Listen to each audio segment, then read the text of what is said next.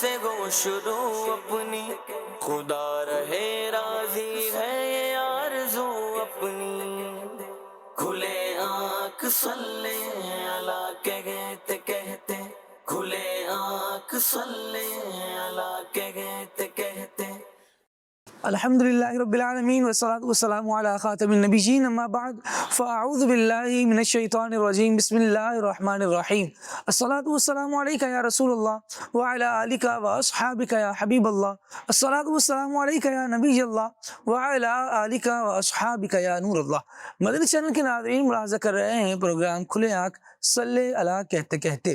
اللہ رب العالمین کی بارگاہ میں دعا کرتے ہیں مالک کریم آج کے دن کو ہم سب کے لیے رحمتوں والا بنائے، برکتوں والا بنائے، ہمیں وہ کام کرنے کی سعادت اور توفیق عطا فرمائے جس میں اس کی اور اس کے پیارے محبوب صلی اللہ تعالیٰ علیہ وآلہ وسلم کی رضا شامل ہو۔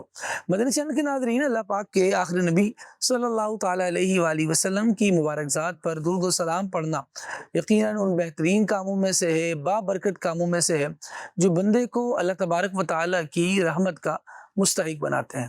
نبی رحمت صلی اللہ تعالیٰ علیہ وآلہ وسلم نے ارشاد فرمایا، تم مجھ پر درود پڑھو، اللہ پاک تم پر رحمت بھیجے گا۔ صلو علی الحبیب صلی اللہ علی محمد صلی اللہ علیہ وآلہ وسلم۔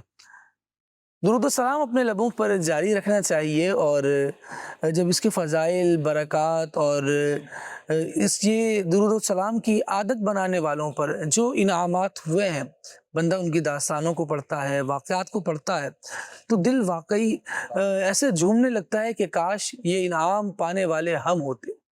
بالکل ہم ہو سکتے ہیں، ہمیں معلوم ہو گیا کہ وہ کس طرح سے انعام پانے کے مستحق و سزاوار ہوئے، تو پھر ہم بھی اپنی زندگی میں وہی طریقہ اپنا لیں، نبی پاک صلی اللہ تعالیٰ علیہ وآلہ وسلم کی یاد سے اپنے دلوں کو بھی سجا لیں اور اپنے لبوں پر درود سلام کے نغموں کو جاری رکھیں، تو انشاءاللہ وہ انعام ہم بھی پانے میں کامیاب ہو جائیں گے۔ اللہ تبارک و تعالیٰ نے اپنے حبیب صلی اللہ تعالیٰ علیہ وآلہ وسلم سے محبت کرنے والوں کو جب صلے عطا فرمائے ہیں تو دنیا نے دیکھ کر ہمیشہ واہ واہ کی ہے۔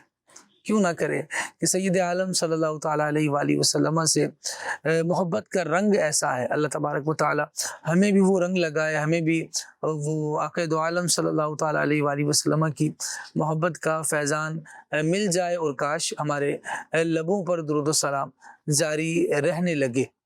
فضول گوئی سے بچ جائے یہ زباں میری، فضول گوئی سے بچ جائے یہ زباں میری، میرا کلام درود و سلام ہو جائے۔ درود و سلام بھی پڑھتے رہیے، اور آئیے سلسلے کے آغاز میں رب العالمین جل وعلا کے مقدس کلام قرآن مجید برہان رشید کی آیات بینات کی تلاوت کو شامل کرتے ہیں، اور اس کے بعد انشاءاللہ اپنے سلسلے کو مزید آگے بڑھائیں گے۔ آئیے سنیے تلاوت قرآن۔ اعوذ باللہ من الشیطان الرجیم، میں اللہ تعالیٰ کی پناہ میں آتا ہوں شیطان مردود سے۔ بسم اللہ الرحمن الرحیم، اللہ کے نام سے شروع جو نہایت مہربان رحم والا۔ والنجم اذا هوى ما ضل صاحبكم وما غوى، اس پیارے چمکتے تارے محمد کی قسم، جب یہ معراج سے اترے تمہارے صاحب نہ بہکے نہ بے راہ چلے۔ وما ينطق عن الهوى، اور وہ کوئی بات اپنی خواہش سے نہیں کرتے۔ ان هو الا وحی یوحى، وہ تو نہیں مگر وحی جو انہیں کی جاتی ہے۔ علمہ شدید القوى، انہیں سکھایا سخت قوتوں والے طاقتور نے۔ ذو مرہ فاستوى وهو بالافق الاعلى، پھر اس جلوے نے قصد فرمایا اور وہ آسمان بری کے سب سے بلند کنارے پر تھا۔ ثم دنا فتدلى فكان قاب قوسين او ادنى، پھر وہ جلوہ نزدیک ہوا، پھر خوب اتر آیا تو اس جلوے اور اس محبوب میں 2 ہاتھ کا فاصلہ رہا، بلکہ اس سے بھی کم۔ فأوحى إلى عبده ما أوحى، اب وحی فرمائی اپنے بندے کو جو وحی فرمائی۔ ما كذب الفؤاد ما رأى دل نے جھوٹ نہ کہا جو دیکھا۔ أفتمارونه على ما يرى تو کیا تم ان سے ان کے دیکھے ہوئے پر جھگڑتے ہو؟ ولقد رآه نزلة أخرى عند سدرة المنتهى اور انہوں نے تو وہ جلوہ 2 بار دیکھا، سدرۃ المنتہا کے پاس۔ عندها جنة المأوى اس کے پاس جنت المأویٰ ہے۔ إذ يغشى السدرة ما يغشى ما زاغ البصر وما طغى جب سدرہ پر چھا رہا تھا جو چھا رہا تھا، آنکھ نہ کسی طرف پھری نہ حد سے بڑھی۔ لقد رأى من آيات ربه الكبرى بے شک اپنے رب کی بہت بڑی نشانیاں دیکھیں۔ أفرأيتم اللات والعزى ومناة الثالثة الأخرى تو کیا تم نے دیکھا لات اور عزا اور اس تیسری منات کو؟ ألكم الذكر وله الأنثى کیا تم کو بیٹا اور اس کو بیٹی؟ تلك إذا قسمة ضيزى جب تو یہ سخت بھونڈی یعنی بری تقسیم ہے۔ إن هي إلا أسماء سميتموها أنتم وآباؤكم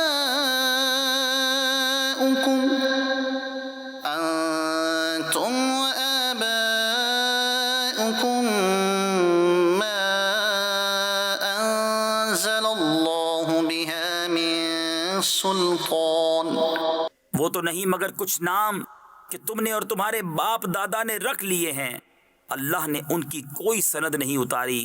إن يتبعون إلا الظن وما تهوى الأنفس وہ تو نرے گمان اور نفس کی خواہشوں کے پیچھے ہیں۔ ولقد جاءهم من ربهم الهدى حالانکہ بے شک ان کے پاس ان کے رب کی طرف سے ہدایت آئی۔ صدق اللہ العظیم۔ سبحان اللہ، اللہ رب العالمین نور قرآن سے ہمارے قلوب، ہمارے اذہان کو منور فرمائے، ہمارا دل بھی روشن رہے، ہمارے ذہن اور خیالات بھی تعلیمات قرآن اور نور قرآن سے فیض لے کر روشن رہیں، اچھے رہیں، ستھرے رہیں، پاکیزہ رہیں۔ یہی اچھا ہے، اسی میں زندگی ہے، اور اسی طرز سے جب بندگی ہوگی تو انشاءاللہ تابندگی نصیب ہو جائے گی۔ اللہ تبارک و تعالیٰ کرم فرمائے، عنایتیں فرمائے، اور ہمیں ذوق قرآن عطا فرمائے، شوق قرآن عطا فرمائے۔ مدنی چینل کے ناظرین، آج سلسلے کا ہمارے عنوان ہے ڈر کیسا؟ ڈر کیسا؟ بہت سارے پہلو ہیں اس بات کے، اس جملے کے، ان الفاظ کے۔ محمود بھی ہے، مذموم بھی ہے۔ لوگ ڈرتے ہیں اور ڈر ان کی کامیابی کی راہ میں یا آگے بڑھنے کی، ترقی کی راہ میں رکاوٹ بن جاتا ہے۔ بہت سے لوگ ڈر جاتے ہیں تو سنبھل جاتے ہیں۔ یہ دونوں جدا جدا پہلو ہیں اور ان پر ہم نے گفتگو کرنی ہے۔ کبھی ایسا ہوتا ہے کہ مخلوق کا جو خوف ہوتا ہے، ڈر ہوتا ہے، وہی دل پر ایسا طاری ہو جاتا ہے کہ وہ گناہ کے آگے رکاوٹ بن جاتا ہے۔ اور کبھی ایسا ہوتا ہے کہ بندے کے دل سے خوف خدا دور ہو جاتا ہے اور پھر بندہ گناہوں میں ملوث ہو جاتا ہے۔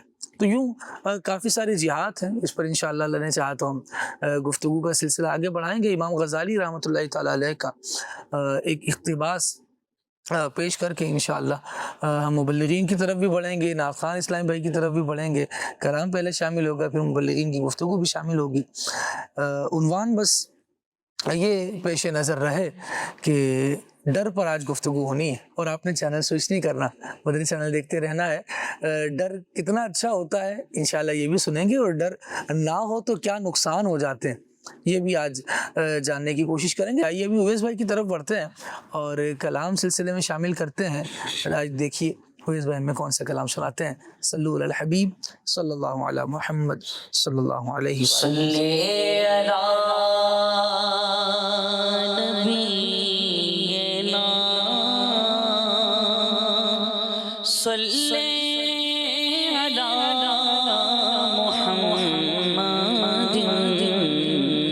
صلی علی شفیعنا صلی علی محمد. اٹھا دو پردہ دکھا دو چہرہ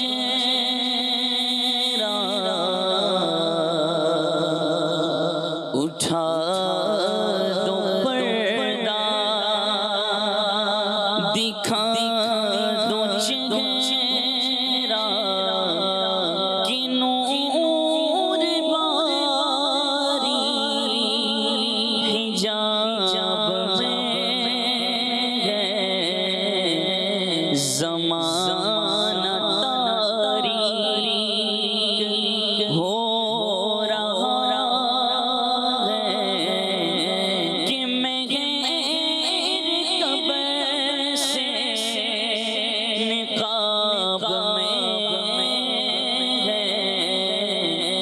زمانہ تاریک ہو رہا ہے کہ مہر قبر سے نقاب میں ہے. اٹھا دو پردہ دکھا دو چہرہ اٹھا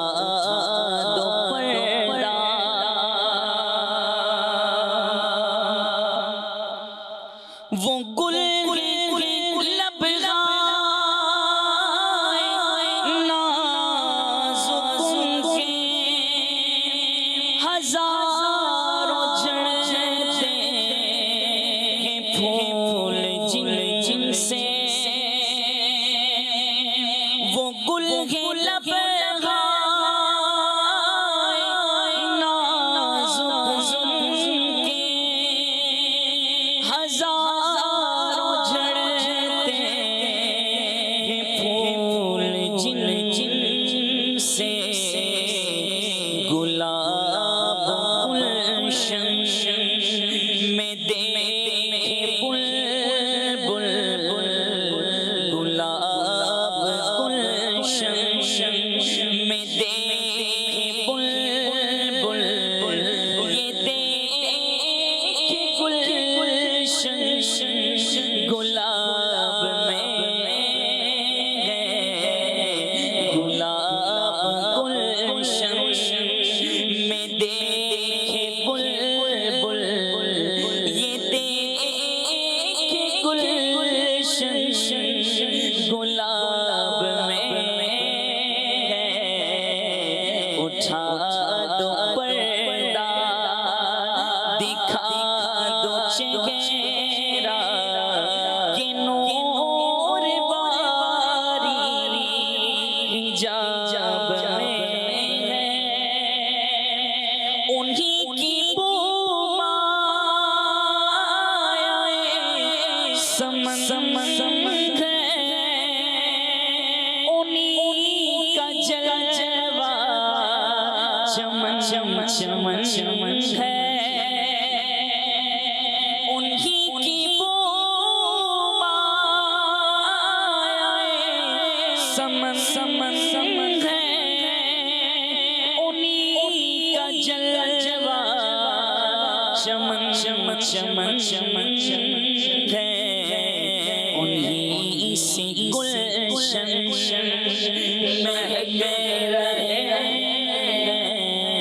انہی کی رنگت گلاب میں ہے. انہی سی گلشن مہک رہے انہی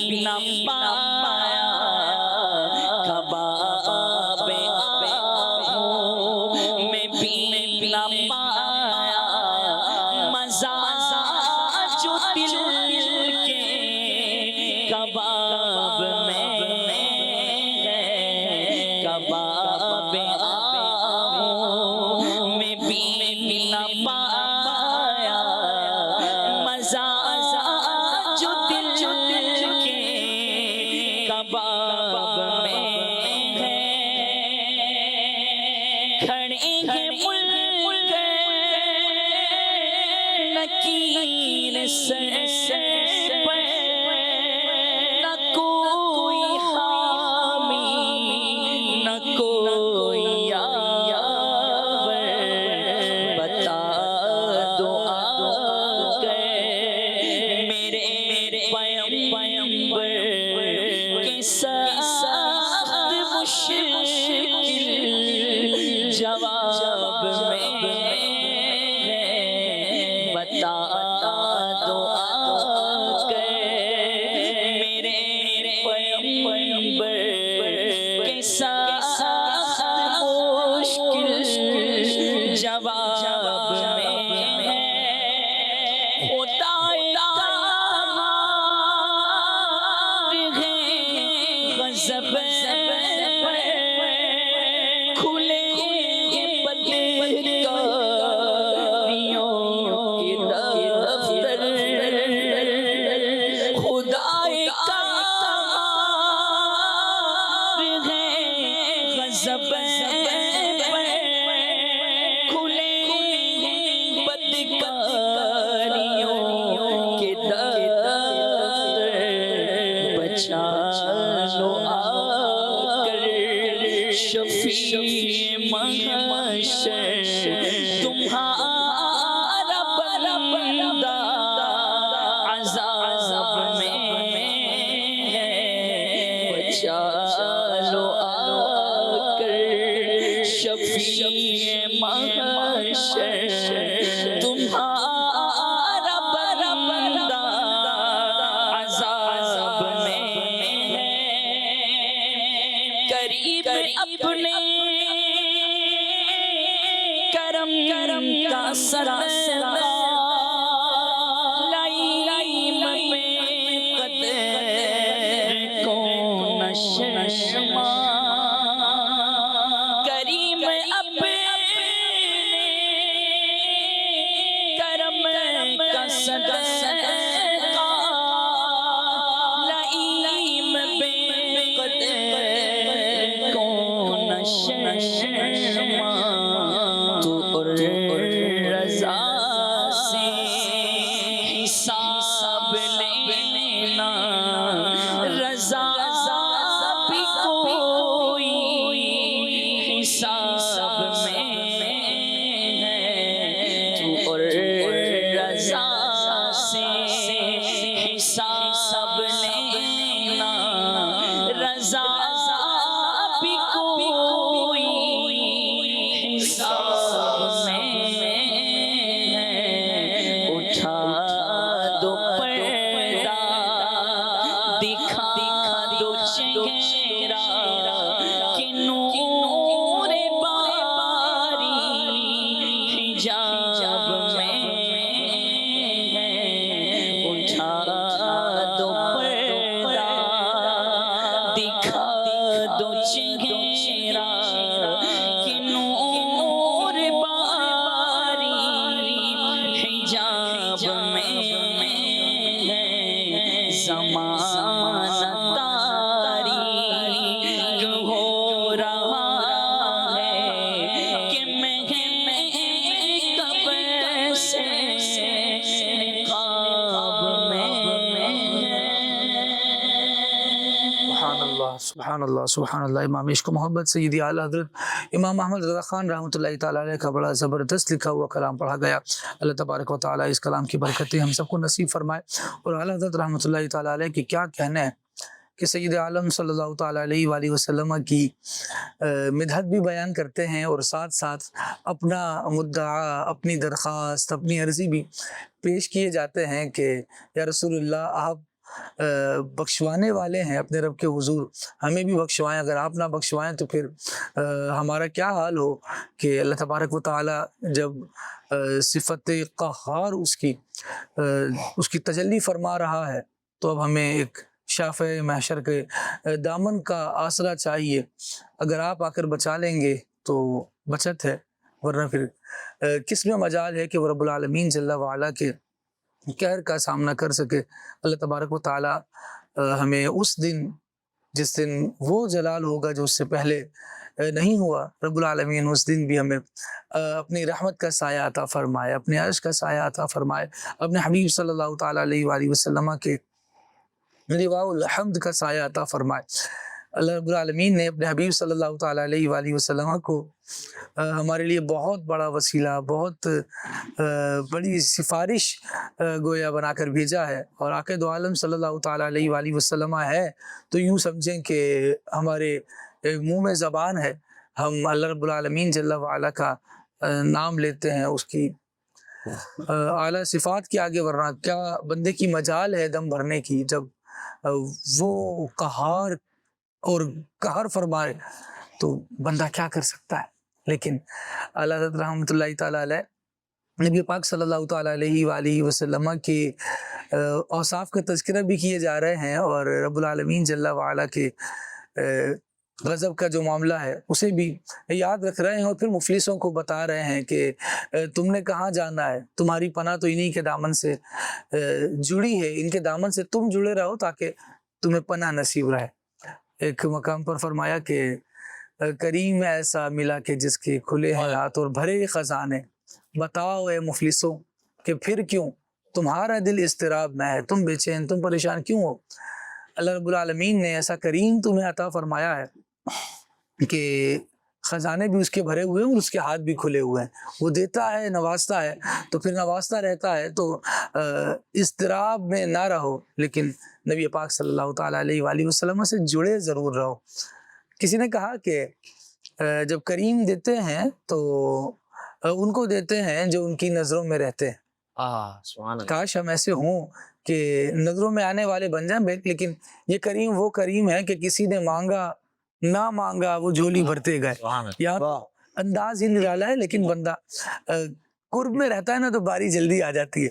اللہ تبارک و تعالیٰ ہمیں اپنے حبیب صلی اللہ تعالیٰ علیہ وآلہ وسلم کی سچی محبت عطا فرمائے۔ گفتگو اس پر بہت ساری ہو سکتی ہے، اور اس کلام پر بہت سارا کلام ہو سکتا ہے، بہت ساری باتیں ہو سکتی ہیں، لیکن اپنے عنوان کی طرف واپس آتے ہیں، اور آج عنوان ہے ہمارا ڈر کیسا۔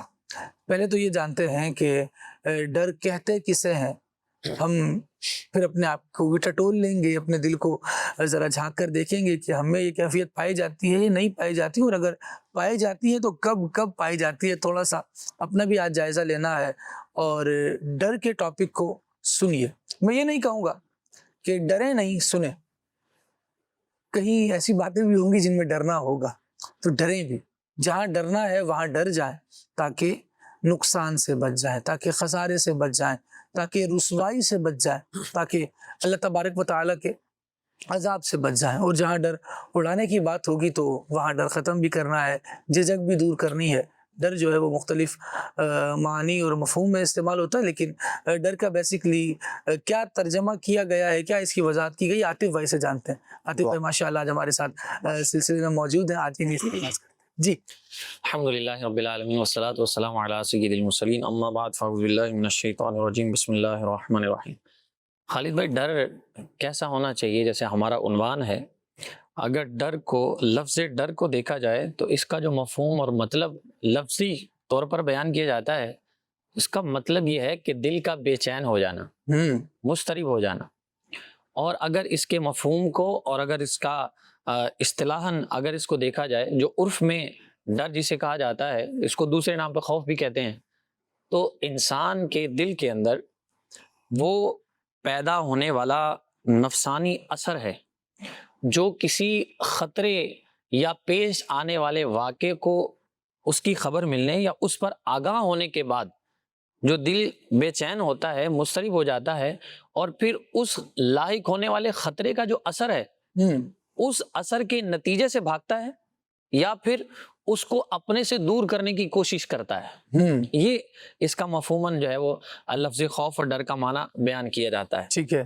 اب ڈر کی بہت ساری جہات ہیں. ڈر کی بہت ساری جہات ہیں. اگر دنیاوی اعتبار سے دیکھیں تو وہ بہت ساری جہات کی طرف نکل سکتا ہے. اگر اخروی اعتبار سے دیکھیں تو وہ تو بڑا جو ہے وہ پسندیدہ ہے, محبوب ہے. اور دنیاوی ڈر جو ہے وہ بعض محبوب ہوتے ہیں اور بعض مذموم بھی ہو جاتے ہیں. صحیح ہے. لیکن آخرت کے معاملے میں ڈرنا اور وہاں وہ ڈر ہونا یہ سب کو محبوب ہے اور وہ ہونا بھی چاہیے. اور دنیاوی ڈر تو نارملی انسان ڈر ہی جاتا ہے. مثال کے طور پر کسی کو یہاں سے جانا ہے اور پتہ ہے رستہ بڑا پر خطر ہے, تو اب وہ ڈرے گا اکیلے جاتے ہوئے کہ میں جاؤں تو جاؤں کیسے, اب رستہ بڑا معاملہ ہے, اگر اکیلا نکلوں گا تو یہ معاملہ ہو جائے گا, وہ ہو جائے گا, یہ چیزیں کوئی مجھے پکڑ نہ لے, لوٹ نہ لے, وغیرہ وغیرہ. اور آخرت کے معاملے میں اس کا تو باقاعدہ ہمیں پوری ایک قرآن پاک کو اگر اٹھا کر دیکھیں, حدیث طیبہ کو دیکھیں, اپنے بزرگان دین کی سیرت طیبہ کو دیکھیں, تو ہر ایک کی سیرت کے اندر, قرآن پاک کے اندر, حدیث طیبہ کے اندر باقاعدہ اس کی ترغیب دلائی جاتی ہے. اور پھر جب یہ والا ڈر آ جاتا ہے نا, اخروی ڈر, اللہ رب العزت کا ڈر, تو پھر دنیاوی ڈر اس کے دل سے نکل جاتے ہیں. اور اس کی جو ہے وہ قرآن پاک کے اندر واضح مثال موجود ہے.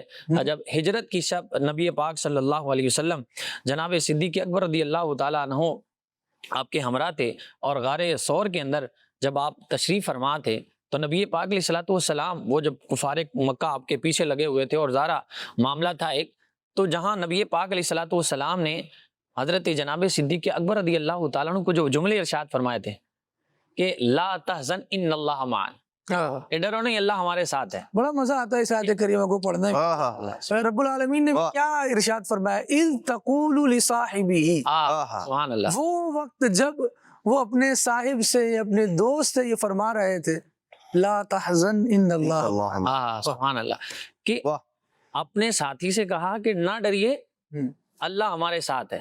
تو جب یہ والی کیفیت انسان کے اندر آتی ہے نا, تو دنیا کا جتنا بھی پرخطر معاملہ ہو, کچھ بھی ہو نا, انسان بے خطر و خوف اس معاملے کی طرف بڑھ جاتا ہے. اگر اولیاء کرام کی سیرت طیبہ کو پڑھیں, اصحاب رسول رضی اللہ عنہ کی سیرت طیبہ کو پڑھیں, آپ دیکھیں نا ابتداء اسلام کے اندر کیا تھا کہ جب کوئی مسلمانوں کا بہت بڑا گروہ تو نہیں تھا, وہ سامنے لشکر جرار ہوتا تھا, ادھر سے چند چھوٹا سا گروہ مسلمانوں کا بظاہر ہوتا تھا, لیکن ان کے اندر ایک ہی چیز ہوتی تھی کہ دنیا میں جو ہم کر رہے ہیں نا اس کا ہمیں ڈر نہیں ہے.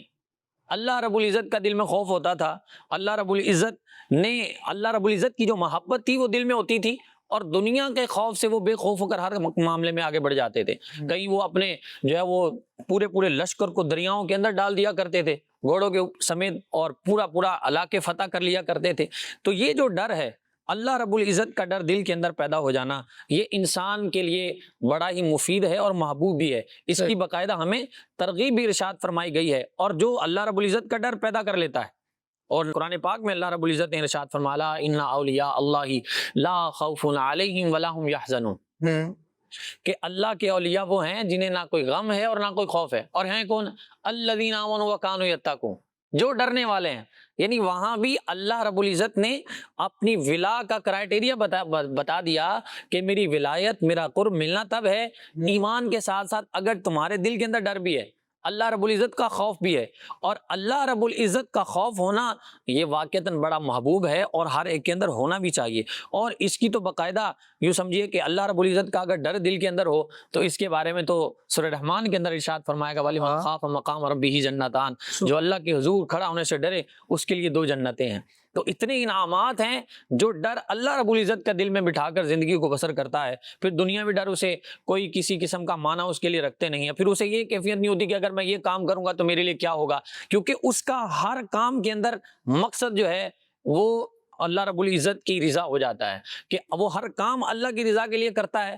اور پھر جب اللہ رب العزت کی رضا کے لیے وہ کام کرتا ہے تو پھر ہر اس کام سے بھی وہ بچتا ہے جس کے سبب اس کے دل میں ڈر پیدا ہو, دنیا کے سامنے اسے ذلت و رسوائی کا سامنا کرنا پڑے, دنیا والے اسے کوئی بات کریں, دنیا والے اسے تان و تشنیع کریں, ہر اس چیز سے بچ جاتا ہے. صرف کب؟ جب اللہ رب العزت کا ڈر دل میں پیدا کر لیتا ہے, جو کہ سب سے زیادہ محبوب اور اللہ رب العزت کو بھی پسند ہے, نبی پاک علیہ الصلوۃ والسلام کو بھی پسند ہے. اور نبی پاک صلی اللہ تعالی علیہ وسلم کیا کیا ظلم و ستم وہاں پر کیے گئے, برا بلا کہا گیا, اپنوں نے چھوڑ دیا, 3 سال جو ہے وہ شیب ابی طالب میں آپ کو محصور کیا گیا, کھانا پینا بند کر دیا گیا, سارے معاملات ہوئے.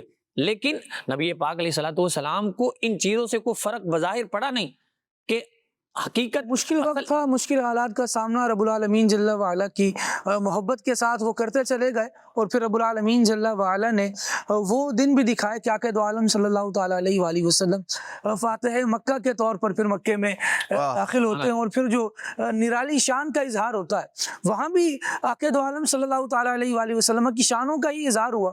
جب ان بیانات کو ہم تفصیل سے پڑھتے ہیں کہ لوگ تو مشقتیں ڈھا رہے تھے لیکن رحمت عالم صلی اللہ تعالیٰ علیہ وآلہ وسلم اظہار رحمت فرما رہے تھے، سبحان اللہ۔ لیکن اس کے بعد جب آقا دو عالم صلی اللہ تعالیٰ علیہ وآلہ وسلم فاتحانہ انداز سے مکہ پاک میں حاضر تشریف لاتے ہیں تو پھر انداز دوبارہ وہی ہے جو رحمت عالم ہے، وہ رحمت عالم ہی ہے۔ سبحان اللہ۔ وہ مکے سے جانے سے پہلے بھی رحمت عالم ہے، وہ فاتح مکہ بن کر آنے کے بعد بھی رحمت عالم ہے۔ دراصل ایک بات بیان کی جاتی ہے، فرمایا جاتا ہے رأس الحکمت مخافت اللہ۔ اللہ تبارک و تعالیٰ کا جو ڈر ہے یہ دانائی کی اصل ہے، یہ عقل مندی کی چابی ہے۔ جب یہ ہو نا بندے کے پاس تو پھر وہ نہ ماضی میں ایسے کام کرتا ہے جس کی وجہ سے مستقبل کو لے کر ڈرا رہے کہ نہ جانے کیا ہو جائے گا، اور نہ اس کی مستقبل کی کوئی پلاننگز ایسی ہوتی ہیں کہ وہ اپنے حال کو یوں سیٹ کرتا رہے کہ کہیں آگے جا کے مجھے اپنی چیزوں کو یوں دیکھنا نہ پڑ جائے، یوں سامنا نہ کرنا پڑ جائے۔ اللہ تبارک و تعالیٰ ہمیں توفیق خیر عطا فرمائے۔ میں چاہوں گا عدنان بھائی سے اس پر یہی اس بات کو جو ہے وہ مزید دو روایات کے ذریعے میں موقع کرنا چاہوں گا کہ نبی کریم صلی اللہ تعالیٰ علیہ وآلہ وسلم نے اس بات کو بیان فرمایا۔ دراصل جو خوف اور جو ڈر بندے کے دل میں ہونا چاہیے وہ اللہ تبارک و تعالیٰ کی ناراضی کا ہونا چاہیے کہ میرا خالق میرا مالک مجھ سے ناراض نہ ہو جائے۔ آپ دیکھیں جس خالق و مالک نے ہمیں تخلیق فرمایا، ہمیں زندگی عطا فرمائی، دنیا میں اللہ تبارک و تعالیٰ نے دنیا میں کیا دنیا جہان کو اللہ کریم نے ہمارے لیے پیدا فرمایا، ہمارے لیے بنایا اور ہمیں بے شمار انعام و کرام سے نوازا۔ اس کو آپ دنیاوی اعتبار سے یوں سمجھیے کہ ایک بادشاہ ہے جس کا ایک وزیر ہے، اور بادشاہ اس وزیر پر بڑا مہربان ہے، بڑی عنایتیں ہیں، بڑی اس کی بخششیں ہیں، اس پر اسے ہر طرح کی سہولتیں وہ عطا کرتا ہے۔ اب اس وزیر کو اس بات کا یہ جو شاہانہ زندگی گزار رہا ہے اس کی وجہ اس بادشاہ کی عنایات ہیں، اور یہ اس بات سے بے خوف نہیں رہتا یہ شخص کہ کہیں ایسا نہ ہو میری کسی غلطی کی وجہ سے، میری کسی بات کی وجہ سے، میرے کسی عمل کی وجہ سے اگر بادشاہ ناراض ہو گیا تو میری یہ جتنی آسائشیں ہیں، جو سکون ہے، جو اطمینان ہے، جو چین ہے، یہ سب کا سب رخصت ہو جائے گا، اور یہ جتنی چیزیں ہیں وہ مجھ سے چلی جائیں گی۔ بس اسے بقیہ اب وہ ساری دنیا سے یوں کہہ لیں کہ لڑ لے گا صرف بادشاہ کی رضا کے لیے کہ مجھ سے بادشاہ راضی رہنا چاہیے جس کی میں عنایات کے سائے میں زندگی بسر کر رہا ہوں۔ یہ ایک دنیاوی امیر آدمی، دنیاوی عہدے اور منصب والے کی مثال ہے کہ آدمی اسے ناراض نہیں کرتا، اس کی ناراضی سے کا جو خوف ہے یہ بندے کو لاحق رہتا ہے کہ یہ ناراض نہیں ہونا چاہیے۔ ایسا ہے۔ اب ہم غور کریں بلا تشبیہ و تمثیل، اللہ تبارک و تعالیٰ نے ہم پر جو فضل کیا ہے، جو عنایت کی ہے، ہماری تو سانسیں بھی اسی کی محتاج ہیں۔ صحیح۔ وہ چاہے تو یہ اگلی سانس آئے، نہ چاہے تو نہ آئے، لیکن اللہ تبارک و تعالیٰ نے ہم پر فضل فرمایا، کرم فرمایا، بے شمار عنایات کی۔ کیا اب ہمیں اس بات کا خوف نہیں ہونا چاہیے، ڈر نہیں ہونا چاہیے کہ اگر وہ خالق و مالک جو مجھ پر اس قدر رحم فرما رہا ہے، اتنی عنایتیں فرما رہا ہے، اگر وہ مجھ سے ناراض ہو گیا، اور ناراضی کی وجہ کیا ہے؟ میں خود ہوں گا کہ جب میں اس کی بات نہیں مانوں گا، جب میں اس کا دیا ہوا حکم پورا نہیں کروں گا، جب میں اس کے احکامات کو بجا نہیں لاؤں گا، تو اب اگر وہ ناراض ہو گیا تو میرا کیا بنے گا؟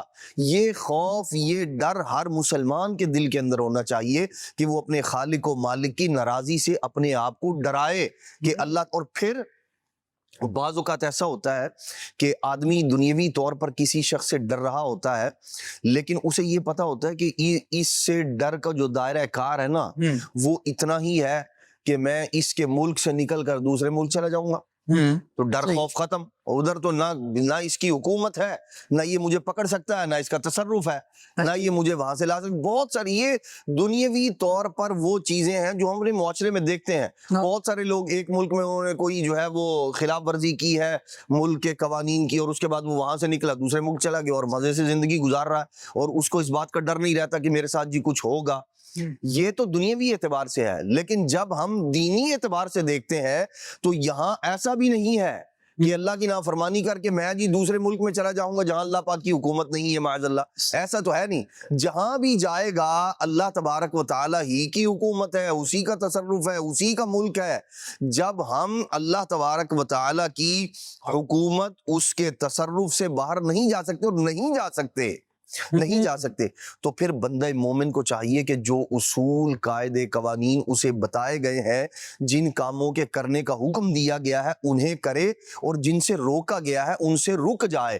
اور اگر یہ ایک ڈر، ایک خوف اللہ تبارک و تعالیٰ کا اپنے دل میں بٹھا لے گا اور بسا لے گا تو اللہ تبارک و تعالیٰ اس ایک ڈر اور خوف کی بدولت اسے دنیا جہان کے ڈر اور خوف سے بچا لے گا.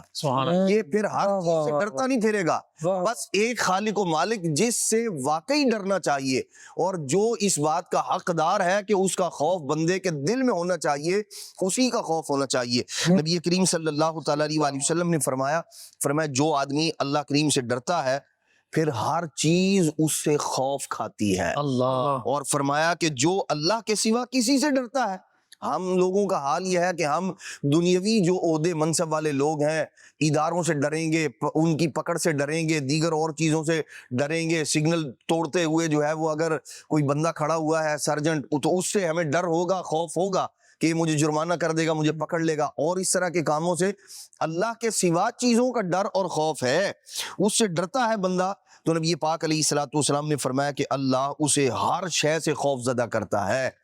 ہم لوگ نہیں ڈرتے تو اللہ تبارک تعالیٰ کی ناراضی سے نہیں ڈرتے، اسی لیے دنیا جہان کی ہر چیز کا خوف ہمیں لاحق ہوتا ہے کہ یہ ہے یہ ہے یہ، لیکن نہیں ہے تو وہ خوف خدا، وہ اللہ کی ناراضی کا ڈر کہ وہ خالق و مالک مجھ سے ناراض ہو گیا تو میرا کیا بنے گا، یہ ڈر ہم اپنے دلوں کے اندر نہیں پاتے یا کم پاتے ہیں، حالانکہ ایسا نہیں ہونا چاہیے. ایک اور حدیث پاک میں نبی پاک علیہ السلام نے فرمایا، حدیث قدسی ہے، اللہ کے محبوب صلی اللہ تعالیٰ علیہ وآلہ وسلم نے فرمایا اللہ کریم ارشاد فرماتا مجھے اپنی عزت و جلال کی قسم میں اپنے بندے پر دو خوف جمع نہیں کروں گا، دو خوف جمع نہیں کروں گا، اور نہ اس کے لیے دو امن جمع کروں گا. ارشاد فرمایا اگر وہ مجھ سے دنیا میں بے خوف رہے گا میں قیامت کے دن اسے خوف میں مبتلا کروں گا. پھر اس وقت جو خوف ہے نا وہ نہ جانے والا ہے. اور ارشاد فرمایا کہ جو دنیا میں مجھ سے ڈرتا رہے گا، جو آج چند دن اللہ کے خوف سے ڈر جائے گا، ارشاد فرمایا میں بروز قیامت سے امن میں رکھوں گا، اس دن اسے ڈر نہیں ہوگا کوئی. تو اس لیے ڈر اللہ تبارک تعالیٰ کا ہونا چاہیے، اور بندہ مومن کو اللہ تبارک و تعالیٰ بقیہ جو چیزیں ہیں نا یہ ہر ایک کی اپنی کیفیت ہوتی ہے. جیسے مثال کے طور پر موت کا ڈر ہے، موت نہ آ جائے، مر نہ جاؤں، لیکن جن بندوں کے دلوں میں اللہ کا خوف ہوتا ہے تو پھر وہ جو موت ہے نا اس کا جو خوف اور ڈر ہے نا وہ ان کے دل سے رخصت ہو جاتا ہے. وہ تو موت کو اللہ تبارک و تعالیٰ کی بارگاہ میں حاضری کے لیے تحفہ اور ذریعہ جو ہے وہ پاتے ہیں اس کو. حضرت شیخ المحدثین سید دیدار علی شاہ صاحب رحمۃ اللہ علیہ، سبحان اللہ، وہ آپ بڑے جلیل القدر جو ہے وہ عالم دین ہے، بے شک اعلیٰ حضرت رحمۃ اللہ تعالی کے خلیفہ بھی ہیں. انسان کے دل میں جب بندہ نافرمانی والی زندگی گزارتا ہے نا تو پھر اس کے دل میں موت کا بھی ڈر ہوتا ہے، وہ کہتا ہے موت نہ آ جائے کہیں مر نہ جاؤں. حضرت سید دیدار علی شاہ صاحب رحمۃ اللہ تعالی علیہ جب آپ نے ایک بار نا حدیث پاک پڑھا رہے تھے، آپ چونکہ استاد تھے اور حدیث پاک کا درس دیا کرتے تھے، تو جب وہ حدیث پاک قبر میں سوالات کے حوالے سے جو حدیث پاک ہے نا تو اس میں جب آپ نے پڑھایا نا ما کنت تقول فی ھذا الرجل، کہ ان کے بارے میں تو کیا کہا کرتا تھا، تو آپ رو پڑے، رونے لگے. تو کسی نے آپ سے پوچھا جو طالب علم تھا کہ بھائی آپ کیوں رو رہے ہیں؟ تو آپ نے فرمایا میں جب بھی یہ حدیث پاک پڑھتا یا سنتا ہوں نا تو میرا جی چاہتا ہے میں مر جاؤں. میرا جی چاہتا ہے کہ میں مر جاؤں. انہوں نے کہا جی کیوں؟ کہتے ہیں اس لیے تاکہ حضور کا دیدار نصیب ہو جائے. یہاں جو ہے وہ مرنے پہ ٹھہرا ہے نظارہ ہو. بات یہ ہے کہ انسان کے دل میں نا سب سے بڑا جو خوف ہوتا ہے نا دنیا میں رہتے ہوئے وہ موت کا ڈر ہوتا ہے. کسی بھی چیز کے اندر بھائی زیادہ سے زیادہ کیا ہوگا؟ مر جاؤں گا. مومن جو اللہ تبارک و تعالیٰ سے ڈرتا ہے اس کے دل میں یوں موت کا خوف نہیں ہوتا کہ مر جاؤں گا تو میرا کیا بنے گا. اس لیے نبی پاک علیہ السلام نے جو ارشاد فرمایا موت مومن کے لیے کیا ہے؟ تحفہ. اور تحفے سے نا بندہ ڈرتا نہیں ہے. وجہ اس کی یہ ہے کہ جب اس نے زندگی نبی پاک علیہ السلام اور اللہ تبارک تعالیٰ کے احکامات کے مطابق گزاری ہوتی ہے تو پھر اس کو انعام کی امید ہوتی ہے. اسے قبر میں اب دیکھیں یہ بات بھی وہی کر سکتا ہے کہ میں مر جاؤں، میرا جی یہ چاہتا ہے اس لیے کہ وہاں حضور صلی اللہ علیہ وسلم کا دیدار ہونا ہے. یہ بھی وہی کرے گا جس کو یہ پتا ہے کہ مجھے جو دیدار ہونا ہے نا وہ انعام و کرام والا ہی، وہ نظر عنایت والا ہی ہونا ہے، وہاں سے شفقت ہی ملنی ہے مجھے. اور زندگی اس انداز میں گزاری ہے تو پھر آدمی یہ کرتا ہے، ورنہ تو اس بات کا ڈر ہی ہوتا ہے کہ میرے جو اعمال ہیں، میرے جو کرتوت ہیں وہ ایسے ہیں کہ کہیں ایسا نہ ہو کہ نبی پاک علیہ السلام وہ انور ہی پھیر لیں مجھ سے. اس بات کا بھی بندے کو ڈر اور خوف ہونا چاہیے. تو دنیا میں اللہ تبارک تعالیٰ کا خوف اور ڈر یہ وہ چیز ہے جو آپ کو دنیا جہان کے ڈروں سے نجات دے دے گا، بچا لے گا. اور آخرت میں بھی دنیا میں رہتے ہوئے جو اللہ کا ڈر ہے یہ آخرت کے ڈر سے بھی مسلمان کو نجات دینے والا ہے. سبحان اللہ. اللہ حضرت رحمۃ اللہ تعالیٰ علیہ نے ایک موقع پر وہ شعر فرمایا نا کہ اے عشق تیرے صدقے چلنے سے چھٹے سستے، جو آگ بجھا دے گی وہ آگ لگائی ہے. تو کبھی خوف ہوتا ہے نا وہ سارے خوف مٹا دیتا ہے. ایسا خوف اللہ کرے کہ ہمیں نصیب ہو جائے کہ بس اللہ رب العالمین جل وعلا کی بارگاہ کی طرف ہی لو لگی رہے. صوفیہ نے فرمایا کہ رضائے مولا از ہما اولا. اللہ تبارک و تعالیٰ کی رضا جو ہے نا یہ ہر چیز پر فائق ہونی چاہیے. میری زندگی میں ترجیح کس چیز کو حاصل ہے؟ میں چلیں ڈر کو ایک موضوع بنا کر میں گفتگو کر رہا ہوں. سننے والے بھی اس کو اس انداز پر سن سکتے ہیں کہ ہم سن رہے ہیں تو ہمارے ذہن میں بھی اپنے اپنے کچھ خیالات آ رہے ہوں گے، لیکن ہم یہ بھی سوچ لیں کہ ہم نے اللہ تبارک و تعالیٰ کے ڈر کو اپنی زندگی میں کیا مقام دیا ہوا ہے. کبھی ایسا ہوا ہے کہ اس کے خوف کی وجہ سے کسی کام کو چھوڑا، کوئی نیکی اس لیے کر لی ہو کہ کہیں ایسا نہ ہو کہ یہ چھوڑنے کی وجہ سے اللہ تبارک و تعالیٰ ناراض ہو جائے، کسی گناہ سے اس لیے بچ گئے ہوں کہ یار کہیں ایسا نہ ہو کہ میں یہ گناہ کر جاؤں تو اللہ تبارک و تعالیٰ ناراض ہو جائے. اللہ کی رضا کے لیے کوئی عمل کرنا، اس کی محبت، اس کی شوق کی وجہ سے کوئی عمل کرنا. اللہ رب العالمین نے قرآن مجید میں جو بندوں سے رب العالمین ملاقات فرمائے گا اور اس کا رب العالمین نے جا بجا قرآن مجید میں بیان فرمایا ہے. اور سید عالم صلی اللہ تعالیٰ علیہ وآلہ وسلم نے ارشاد فرمایا ہے کہ جو بندہ یہ چاہتا ہے کہ جب وہ اللہ تبارک و تعالیٰ سے ملاقات کرے، جب اس کی اللہ تبارک و تعالیٰ کی بارگاہ میں حاضری ہو تو اللہ تبارک و تعالیٰ اس سے خوش ہو، تو پھر اس کے اعتبار سے مختلف اعمال بھی ذکر فرمائے. ایک جگہ ارشاد فرمایا کہ جو اللہ سے ملاقات کو پسند کرتا ہے اللہ تبارک و تعالیٰ بھی اس سے ملاقات کو پسند کرتا ہے. سبحان اللہ. بے شک. اور جو اللہ سے ملاقات کو پسند کرتا ہے قرآن مجید نے ارشاد فرمایا فمن کان یرجو لقاء ربہ، جو یہ چاہے، جو یہ امید رکھتا ہے کہ وہ اپنے رب سے ملے گا تو پھر اس کو چاہیے فلیعمل عملا صالحا، تو پھر وہ نیک عمل کرنے والا بن جائے. اسے چاہیے کہ وہ نیک عمل کرے. ولا یشرک بعبادت ربہ احدا، اپنے رب کی عبادت کے ساتھ عبادت میں کسی کو شریک نہ ٹھہرائے. بندہ خالصتاً عقیدہ توحید کو اپنائے اور پھر رب العالمین جل وعلا کے ساتھ کسی کو شریک نہ ٹھہرائے، اپنے نیک عمل کو بڑھاتا چلا جائے.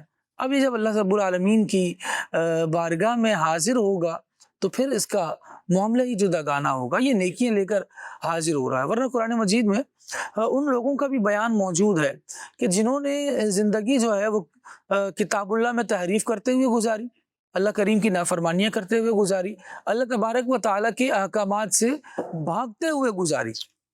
رب العالمین جل وعلا انہیں پھر موت سے ڈراتا ہے، پھر انہیں اپنی بارگاہ کی پیشی سے ڈراتا ہے اور ارشاد ہوتا ہے قل ان الموت الذی تفرون منہ، فإنه ملاقيكم، آہا اللہ محبوب اکبر، صلی اللہ تعالیٰ اللہ علیہ اکبر۔ وسلم آپ فرما دیجئے بے شک وہ موت جس سے تم بھاگے پھرتے ہو، فإنه ملاقيكم، تمہیں تو اس سے ملاقات کرنی پڑے گی، وہ موت تم سے آ کر ملے گی۔ ثم تردون إلى عالم الغیب والشہادہ، پھر تمہیں غیب اور شہادت کے جاننے والے رب العالمین جل وعلا کی بارگاہ میں پیش کیا جائے گا۔ فَيُنَبِّئُكُم بِمَا كُنتُمْ تَعْمَلُونَ، پھر رب العالمین جل وعلا تمہیں بتائے گا کہ تم زندگی میں کیا کرتے رہے، تم کہاں چیزوں کو گھماتے رہے، تم کہاں تعریف کرتے رہے، اور کہاں رب العالمین جل وعلا کے کلام کو بدلتے رہے۔ ہم بھی دیکھ لیں کہ ہم اپنے حالات کو بدلنے کی طرف توجہ دیتے ہیں یا شریعت کے احکامات کو بدلنے کی طرف، یار یوں نہیں، اس کو یوں کر لیں، اس کو یوں کر لیں، اس کو یوں کر لیں۔ اللہ تبارک و تعالیٰ سے نہیں ڈر رہے، اور اپنی جو اٹکل ہے، اپنی جو عقل ہے، اس کو اتنا بڑھایا ہوا ہے کہ کہتے ہیں نہیں، اس احکام کو تو یوں کیا جا سکتا، یہ تو ابھی سمجھ ہی نہیں آ رہا، یہ سمجھ نہیں آ رہا تو پھر اس پر عمل کیسے کر رہے ہیں۔ لوگوں کی مختلف طرح سے عقلیں کام کر رہی ہوتی ہیں، اور وہ نعوذ باللہ پھر شریعت سے آگے بڑھنے کا سوچتے ہیں، پھر ان کے دلوں میں یہ ڈر بھی ختم ہو جاتا ہے کہ میں کیا کرنے جا رہا ہوں۔ وہ آیت کریمہ ہے، رب العالمین جل وعلا نے قرآن مجید میں ارشاد فرمایا، جہاں یہود کی توریت میں تحریف کا بیان ہے، فَوَيْلٌ لِّلَّذِينَ يَكْتُبُونَ الْكِتَابَ بِأَيْدِيهِمْ ثُمَّ يَقُولُونَ هَٰذَا مِنْ عِندِ اللَّهِ، اللہ اکبر۔ اس میں بیان کیا گیا، اس کی تفسیر میں پڑھ رہا تھا تو بیان کیا گیا کہ توریت میں نا نبی پاک علیہ السلام کے خد و خال کا بیان تھا، عقد عالم صلی اللہ تعالیٰ علیہ وآلہ وسلم کے لب و رخسار کا بیان تھا کہ عقد عالم صلی اللہ تعالیٰ علیہ وآلہ وسلم دیکھنے میں کیسے لگتے ہیں۔ سبحان اللہ۔ جب علماء یہود نے اس کو دیکھا کہ نبی پاک صلی اللہ تعالیٰ علیہ وآلہ وسلم کی تو اتنی واضح نشانیاں موجود ہیں، اور پھر اب یہ مکے سے ہجرت کر کے مدینے آ رہے ہیں، اور وہ حلیہ جو توریت میں موجود تھا وہ پڑھا، نبی پاک علیہ السلام کے چہرے کو دیکھا تو یہ سر پکڑ کر بیٹھ گئے کہ یہ تو بالکل واضح ہی بات ہو گئی، تو اب ہم اپنے دین کو کیسے بچائیں گے، ہم اپنی منمانی کو کیسے قائم کریں گے، ہم اپنے پیچھے جو لوگوں کو گھما رہے ہوتے ہیں لوگ تو ہمیں چھوڑ کر ان کے پیچھے چلے جائیں گے، جب توریت کی سیدھی سیدھی باتیں یہ پڑھیں گے تو یہ تو چلے جائیں گے۔ تو انہوں نے کیا کیا کہ ایک میٹنگ بٹھائی، اور اس میں انہوں نے نبی پاک علیہ السلام کا حلیہ جو توریت میں اللہ کریم نے بیان فرمایا تھا اس کو بدل دیا، اور نیا حلیہ اپنی طرف سے درج کر دیا، اور پھر لوگوں سے یہ کہنے لگے ھذا من عند اللہ، یہ جو حلیہ اب ہے نا یہ اللہ نے بیان کیا ہے، اب وہ جو انہوں نے اپنی طرف سے لکھا تھا وہ پڑھیں اور نبی پاک علیہ السلام کے چہرے کو دیکھیں، تو پھر وہ تو انہوں نے اپنی طرف سے تبدیلی کرنے کے بعد کیا تھا، تو اب معاملہ عجیب و غریب ہو گیا۔ تو رب العالمین جل وعلا نے ارشاد فرمایا فَوَيْلٌ لِّلَّذِينَ يَكْتُبُونَ الْكِتَابَ بِأَيْدِيهِمْ، ان کے لیے بربادی ہے جو اپنے ہاتھوں سے کتاب کو لکھتے ہیں، وہ ان کے ہاتھوں کا لکھا ہے، اللہ رب العالمین جل وعلا کے لکھے ہوئے کو تبدیل نہ کریں۔ ہم میں بھی دیکھ لیں، میں بات کہتے ہوئے ڈر بھی رہا ہوں، لیکن حال یہ ہے کہ ہمارے یہاں بھی تو عدنان بھائی، عاطف بھائی، میں چاہوں گا اس پر گفتگو بھی کچھ ہو جائے کہ لوگوں کا ایک انداز ہے، ڈرتے نہیں ہیں تو جو خوف کی چادر اتارتے ہیں وہ یہاں تک ہوتی ہے کہ جو منہ میں آئے گا نا اس کے بارے میں کہہ دیں گے اللہ تو یہ کہتا ہے، اللہ تو یہ کہتا ہے۔ ان کو نماز کا کہا جائے، روزے کا کہا جائے، عبادات کا کہا جائے تو ان کا بیان یہ ہوگا کہ اللہ تو یہ کہتا ہے کہ بھائی بچوں کا پیٹ پالو، اللہ تو کہتا ہے کہ یہ تمہاری ذمہ داری ہے۔ اب اللہ تبارک و تعالیٰ نے ایک کفیل پر جن افراد کی کفالت کی ذمہ داری عائد کی ہے وہ معاملہ اپنی جگہ ہے، لیکن اس کا کیا یہ مطلب ہے کہ صرف اسی کام میں لگے رہو، باقی ساری چیزوں کو بھول جاؤ؟ کیا کہیں گے دان بھائی؟ خالد بھائی، یہ تو جہالت کے کرشمے ہیں کہ جو لوگ، اور پھر بعض اوقات ایسا بھی ہے کہ جو من مانی بات ہے، جس چیز کو جو تن آسانی والی بات ہے اس کو آدمی جو ہے وہ دین اور شریعت اور بعض اوقات معاذ اللہ اللہ رسول کا فرمان جو ہے وہ ڈکلیئر کر دیتا ہے کہ جی یہ اللہ پاک نے ارشاد فرمایا، حالانکہ ایسی کوئی بات جو ہے وہ شریعت کے اندر نہیں ہوتی۔ بات دراصل یہ ہے کہ ہم نے دین اور اسلام کے مزاج کو سمجھا نہیں ہے۔ اللہ تبارک و تعالیٰ نے ہمیں جو ذمہ داری دی ہے، جو انسان کی تخلیق کا جو مقصد ہے، وہ ہر ایک جانتا ہے کہ وہ اللہ تبارک و تعالیٰ نے ہمیں اپنی عبادت کے لیے پیدا فرمایا ہے کہ ہم اس کی رضا والے کام کریں، اللہ تبارک و تعالیٰ کی عبادت کریں۔ اب بعض چیزیں وہ ہیں جو اللہ کریم نے اپنے ذمہ کرم پر لے رکھی ہیں، جیسے رزق عطا کرنا اور دیگر جو اس طرح کی چیزیں ہیں۔ ہمارے ذمہ جو کام ہے وہ یہ، اچھا پھر بعض اوقات ایسا بھی ہے، جیسے حدیث پاک میں نبی کریم علیہ السلام نے ارشاد فرمایا جو حدیث قدسی ہے، اللہ کریم ارشاد فرماتا ہے، اے ابن آدم تو اپنے آپ کو میری عبادت کے لیے فارغ کر لے۔ فرمایا کہ اگر تو ایسا کرے گا تو میں تیرے دل کو غنا سے بھر دوں گا، دل کا غنی بھی کر دوں گا، اور اللہ تبارک تعالیٰ ایسے بندے کے کام میں آسانیاں بھی پیدا فرما دیتا ہے۔ اور فرمایا اگر تو ایسا نہیں کرے گا پھر کیا ہوگا؟ پھر بندے کو اس کے کاموں کے سپرد کر دیا جائے گا، اب تو جانے اور تیرا کام جانے۔ پھر ہوگا کیا؟ جو اس کے جو بننے والے کام بھی ہوں گے نا وہ بھی بگڑ جائیں گے، اور پھر آدمی کہتا ہے یار مجھے تو وقت ہی نہیں ملتا۔ یعنی عبادت کے لیے تو ویسے ہی وقت نہیں ہے، اپنے آپ کو یوں مطمئن کیا کہ مجھے تو ٹائم ہی نہیں ہوتا جی۔ حالانکہ اگر زندگی کو دیکھا جائے، زندگی ہے صرف ایک دن کو دیکھ لیا جائے نا، صبح سے شام تک کو دیکھ لیا جائے، تو اس کے اندر فضولیات کتنی شامل ہیں جس کو اس آدمی نے اپنی زندگی کا جزو لا ينفق بنا لیا کہ اس کے بغیر تو میں رہ ہی نہیں سکتا جی۔ سوشل میڈیا تو میں جی کیسے رہ سکتا ہوں جب تک جوابات نہ دوں، جب تک لوگوں کے میسیجز نہ دیکھ لوں، لوگ انتظار میں ہوتے ہیں۔ اچھا وہ ہے کیا؟ آپ کیا کر رہے ہیں؟ آپ نے کھانا کھا لیا ہے، آپ نے یہ کر لیا۔ بعض کو تو فضول اور گناہ والے، ارے یہ فلاں فلم دیکھی ہے تم نے، یہ گفتگو ہو رہی ہے اور میں تو اس کے بغیر رہ نہیں سکتا جی۔ تو بعض چیزیں وہ ہیں کہ جس کو ہم نے خود سے اپنی زندگی، ہم یوں سمجھتے ہیں کہ شاید اس کے بغیر ہوگا نہیں کچھ بھی، اور بعض اوقات صحیح عرض کروں ایسا کچھ بھی نہیں ہوتا۔ دنیا سے آپ چلے بھی جائیں گے نا، پھر سارے کے سارے لوگ ویسے ہی دنیا کا نظام چلتا رہے گا، اور شاید جو ہے نا وہ لوگ جو کہتے ہیں کہ آپ کے بغیر گزارا کوئی نہیں، وہ آپ کو جنازے کے اندر بھی شرکت نہ کر سکے یا نہ آئے۔ یہ جو دنیا ہے نا، بندے کو اس کے دھوکے سے باہر آنا چاہیے، اور خاص طور پر جو مسلمان ہے اس کو تو چاہیے، اس کا جو مطمع نظر ہے وہ اللہ کی رضا ہونی چاہیے کہ میرا خالق میرا مالک وہ کس کام میں راضی ہے وہ کام کرنا چاہیے۔ نبی پاک علیہ السلام کی رضا کس میں ہے؟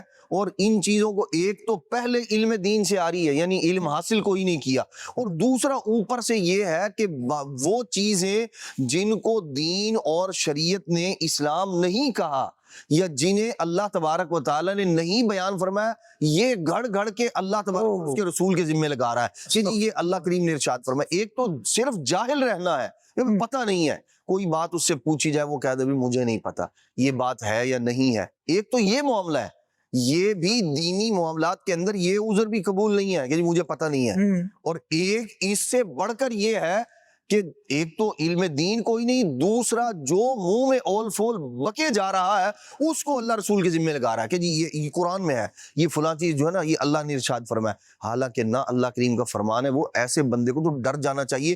ایک تو ہے نبی پاک علیہ السلام پر جھوٹ باندھنا، اور یہ تو اس سے بڑھ کے اللہ پر جھوٹ باندھ رہا ہے کہ ایک بات جو اللہ کریم نے نہیں کہی یہ اللہ تبارک تعالیٰ کے ذمہ لگا رہا ہے کہ یہ اللہ پاک نے کہی ہے، معاذ اللہ۔ تو یہ دونوں باتیں بندے کو انتہائی جو ہے نا وہ یوں کہہ لے اللہ تبارک تعالیٰ کی جو ناراضی ہے اس کے اندر مبتلا کرنے والی ہے۔ نبی پاک علیہ السلام کے حوالے سے یہ بات کہنا، حضور علیہ السلام نے تو ارشاد فرمایا کہ ایسے بندے کو چاہیے فَلْيَتَبَوَّأْ مَقْعَدَهُ مِنَ النَّارِ، اپنا ٹھکانہ دوزخ میں بنا لے۔ جو ایسی بات کہے جو اللہ کے محبوب علیہ السلام نے نہیں کہی، اسے یہ کہنا کہ حدیث میں ہے، اللہ کے محبوب نے فرمایا ہے، اور پھر اس سے ایک درجہ اور بڑھ کر ہے وہ یہ ہے کہ یہ کہنا اللہ کریم نے ارشاد فرمایا، اللہ کریم نے فرمایا، وہ جی اللہ نے فرمایا یہ، حالانکہ اللہ کریم نے یہ کہیں نہیں فرمایا کہ بھائی بچوں کا پیٹ پالو اور میری نمازیں نہ پڑھو، میرے احکام کی حکم عدولی کرو، یہ کہیں نہیں۔ ہم لوگ یہ کر رہے ہیں۔ اگر ذمہ داری اللہ تبارک و تعالی نے دی ہے تو وہاں یہ بھی ہے لا یکلف اللہ نفسا الا وسعها، اللہ کریم ایسا حکم کسی بندے پر صادر کرتا ہی نہیں ہے، کسی چیز کا ایسی چیز کا پابند کرتا ہی نہیں ہے جو اس کی طاقت سے باہر ہو۔ اگر اس نے دیکھیں دو حکم ہے، ایک ہے بیوی بچوں کا پیٹ پالنا، ان کی تربیت کرنا، ان کی ضرورتوں کو پورا کرنا۔ اب ضرورت کیا ہے یہ بھی ایک سوال ہے، ہمارے نزدیک ضرورت کیا اور شریعت ضرورت کس کو کہہ رہی ہے، یہ ایک جدا معاملہ ہے جس کو سمجھنے کی اور سیکھنے کی ضرورت ہے۔ اور دوسری بات ہے کہ عبادت اللہ تبارک تعالیٰ کی کرنی ہے، اس کا بھی حکم ہے۔ دو حکم ہے، ہم نے ایسا نہیں ہے کہ ایک کو لے لیں دوسرے کو چھوڑ دیں. اسلام اس بات کو بھی پسند نہیں کرتا کہ کوئی عیالدار آدمی ہے اور وہ مسجد میں جا کے بیٹھ جائے اور بولے جی میں تو اللہ اللہ کر رہا ہوں. جناب سیدنا عمر فاروق رضی اللہ عنہ جمعے کی نماز کے بعد لوگوں کو فرماتے چلو بھائی نماز جنہوں نے پڑھ لی تھی انہوں نے فرمایا چلو اب اللہ کا فضل تلاش کرو, روزی جو ہے وہ اس کا معاملہ کرو, اللہ تبارک تعالیٰ نے جس کا حکم دیا ہے. آپ دیکھیں اور نبی پاک علیہ السلام نے ارشاد فرمایا یہ نہیں ہے کہ آپ بیوی بچوں کو کھانے پینے کی ضرورت ہے اور بندہ مسجد میں جا کے بیٹھ جائے بولے نہیں میں تو آج ادھر نوافل پڑھوں گا, تم لوگ بھوکے مرو رو چلاؤ جو مرضی کچھ کرو. شریعت نے نہ اس بات کا حکم دیا اور نہ اس بات کو پسند کرتی ہے.